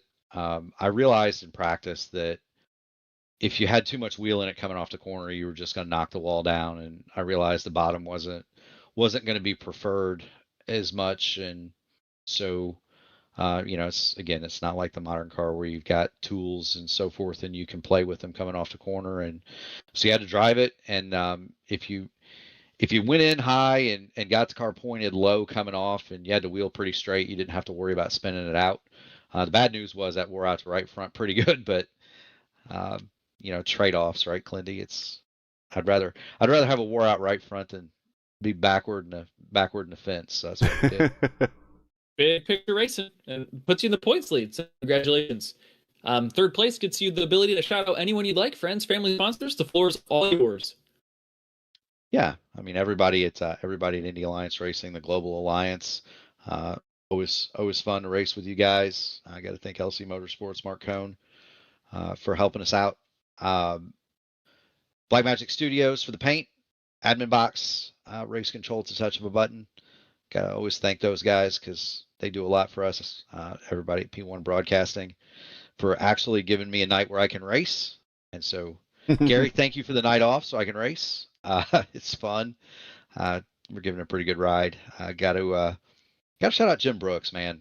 This whole month of March, we've been honoring Jim. He's the Area 51, one of the Area 51 founders, and of course, I call their IndyCar series on Tuesday nights. And so, it's about the last race in March that we'll have, and just want to remember Jim for a little bit. And then, John Van Varellis too, for everybody at TBD Motorsports. We lost a couple of guys that are really, really large in the community, and you may not hear about them so much now, and they're not in a ton of broadcasts anymore, but those guys are kind of like founding members. And so, thinking about Jim and John tonight, and we will see you at the next one, boys. Keep going fast and having fun. All right, Mark Murphy, the points leader now by 14 over Indy Kirkenbauer. In fact, the tie that we started the evening just simply moved down to second place. The only person that made any progress in the points was Mark, now up 14, and now he's being chased by Indy Kirkenbauer and Matt Wagner going into the next race of the season at Texas, a track that Mark says that he likes very much. Mark, congratulations on the P3, and we'll catch you in the next one. Yeah, thanks, Gary. Thanks, Clindy. Let's see here. Murph, I don't know if I got a chance to show that he did lead 58 laps tonight. So not a bad lap-led night, adding to his season total. Now we'll move on to Chris Stouffer. I don't know if we'll have Garrett Miguel joining us in the booth. I put out a call for him on the Discord server. We'll see if he shows up, and if he does, we certainly will talk to him. Let's bring in Chris Stouffer. Stouffer is with us here in the booth. We thought that today might have been a good opportunity to get win number 5 in the series, but it just didn't get delivered that way with the late caution and the new tires with everyone behind you, and the gamble to stay out didn't hold off, but you still brought it home in second. Yeah, that's exactly right there. The fresh tire certainly prevailed at the end.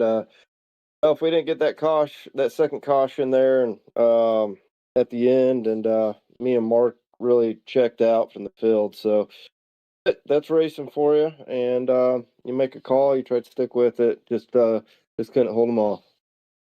Go ahead, Clindy. Yeah, so what was your thought process when you saw Guillerme charge through the field and then dispatch you and Murphy all in one lap? You're like, dang, I should have pit for tires, or something else running through your head there? No, my thought was, should have pit for tires. I mean, he passed me like I was sitting still, so I was like, damn, I need new shoes. Well, P2 here tonight, and you did control a good chunk of this race tonight, but no, the best you could do, I guess, is bring it home in second, all things considered. 9 cautions for 27 laps, so a little bit of a frustrating race, especially there at the end, just trying to get some green flag laps to finish this thing out, and the late cautions kind of came back to bite you a little bit, but still brought it home in second. Any shout-outs, friends, family, sponsors, anyone I want to say hi to before we let you go? A shout out to 40 Racewear as always. Check out 40racewear.com. The league putting it on, you guys in the booth for broadcasts and everything.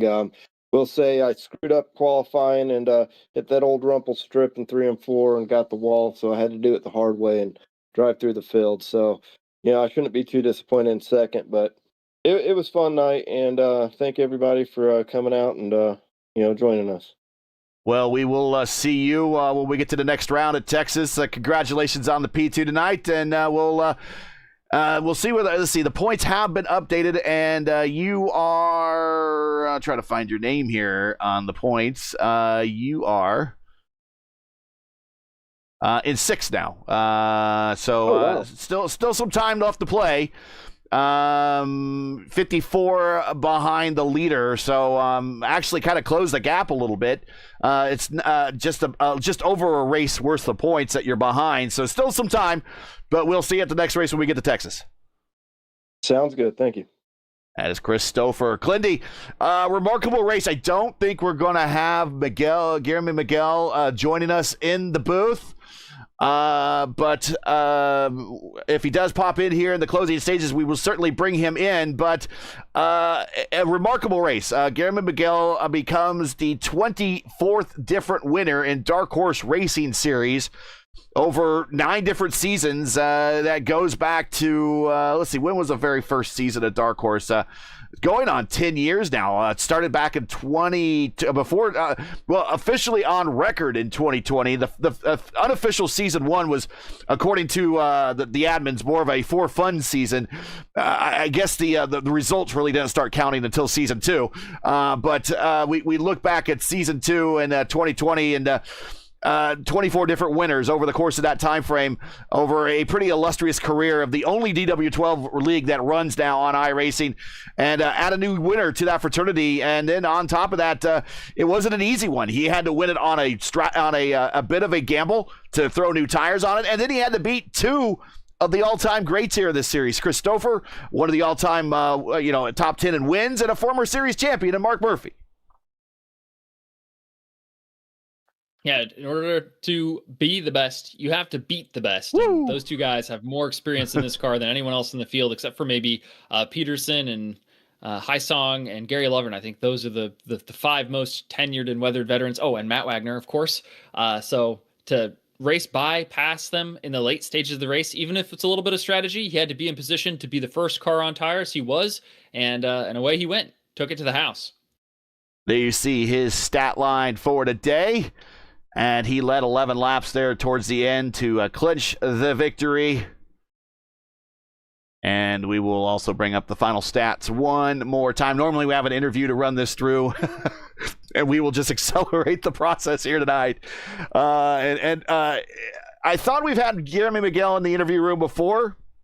It might be a language barrier there too. I'm not sure. But I'm sure he is very happy. And if he has anything to say, he'll make sure to put it into the Discord server to people to thank and anything he wants to say. But his maiden win in the series, and really his pace has picked up this season. So it's not surprising that he finally got the win, because we've seen him definitely getting good qualifying runs as well as good performances on the racetrack. Just bad luck or one thing or another has kind of kept him from bringing those good results to the end of the race, and finally he was able to deliver on that. Final thoughts here on Gateway, Clindy, and I appreciate your pinch hitting today all day long, starting for the Classic IndyCar Series earlier today at Las Vegas to tonight here at Gateway for the Dark Horse Racing Series. We will see you probably later this week when the Indy Oval Series resumes its schedule. But final thoughts here, and then looking ahead for the week ahead and for the series ahead. Yeah, just drivers need to watch Mark Murphy's interview, learn how to drive in turn 2, because, man, it really caught a lot of drivers out. Both this time and the last time this car was here, the car really does not agree with that corner. So do a little practice, figure out how to not spin it, not loop it there, and not end your own day. And, maybe next time you'll have a better result. You can be like Guillermo and put yourself in position to bolt on those new tires late and set the fireworks off for yourself rather than one of your competitors. But thanks again so much for having me today. It was a blast to call 850 kilometers of Dallara action this afternoon. And put on the new Firehawks to get the fireworks. How about that? Exactly. All right, let's get on out of here. Give everyone back their Sunday night so they can start the week. That's it for tonight. Once again, your podium here for Worldwide Technology Raceway for the 8th running of the Dark Horse St. Louis 175. Guillermo Miguel with his maiden win in the series. Running away, really. He pulled away there at the end to win by 1.3 seconds over Chris Stouffer and Mark Murphy, 2 of the all-time greats here in this series. And that's how you get a win. That's to put an exclamation point on it. That is your top 3 here tonight. You can join Andrew will be back and myself again April 19th with the Dark Horse Racing Series presented by 4D Racewear. Heads to Texas Motor Speedway for the 4th time in series history for the Dark Horse Texas 225. Start times 8 p.m. Eastern Time. Remember, for those in Europe, we're going through a time change this weekend. Everybody in the United States just went through a time change, so it's an all-new season for the correct broadcast time in your area. You can find everything right here at YouTube at youtube.com/@P1 Broadcasting. Now, as you know, the YouTube algorithm game is not an easy one, so please help support P1 with the weekly grind.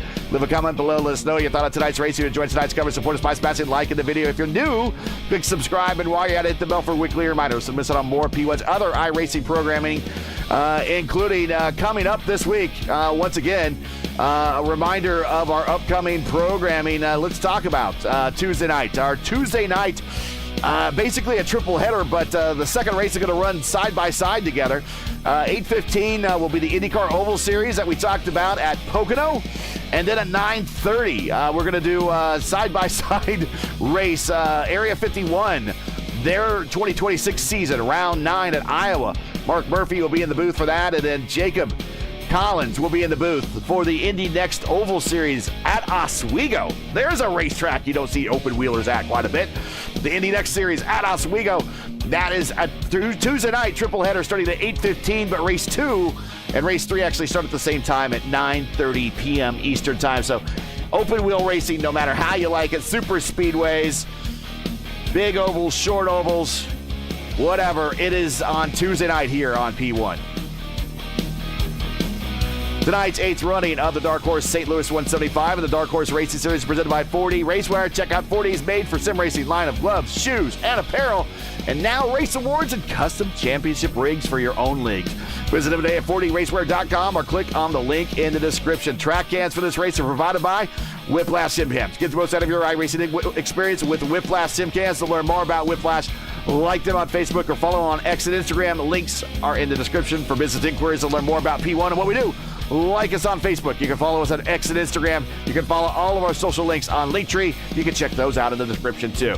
So for Kyle Glenworth, the absent Andrew Wood, everyone here at Dark Horse Racing Series and 4D Racewear, I'm Gary Gotso saying to all, thanks for watching. And to all of our men and women serving in the military, especially those in the skies and the seas in the Middle East and all the first responders out there, Godspeed, God bless, come home safe. Gets it again right here, April 18th in Texas, for the next race of the Dark Horse Racing Series presented by 4D Racewear right here on P1. Good night, everybody.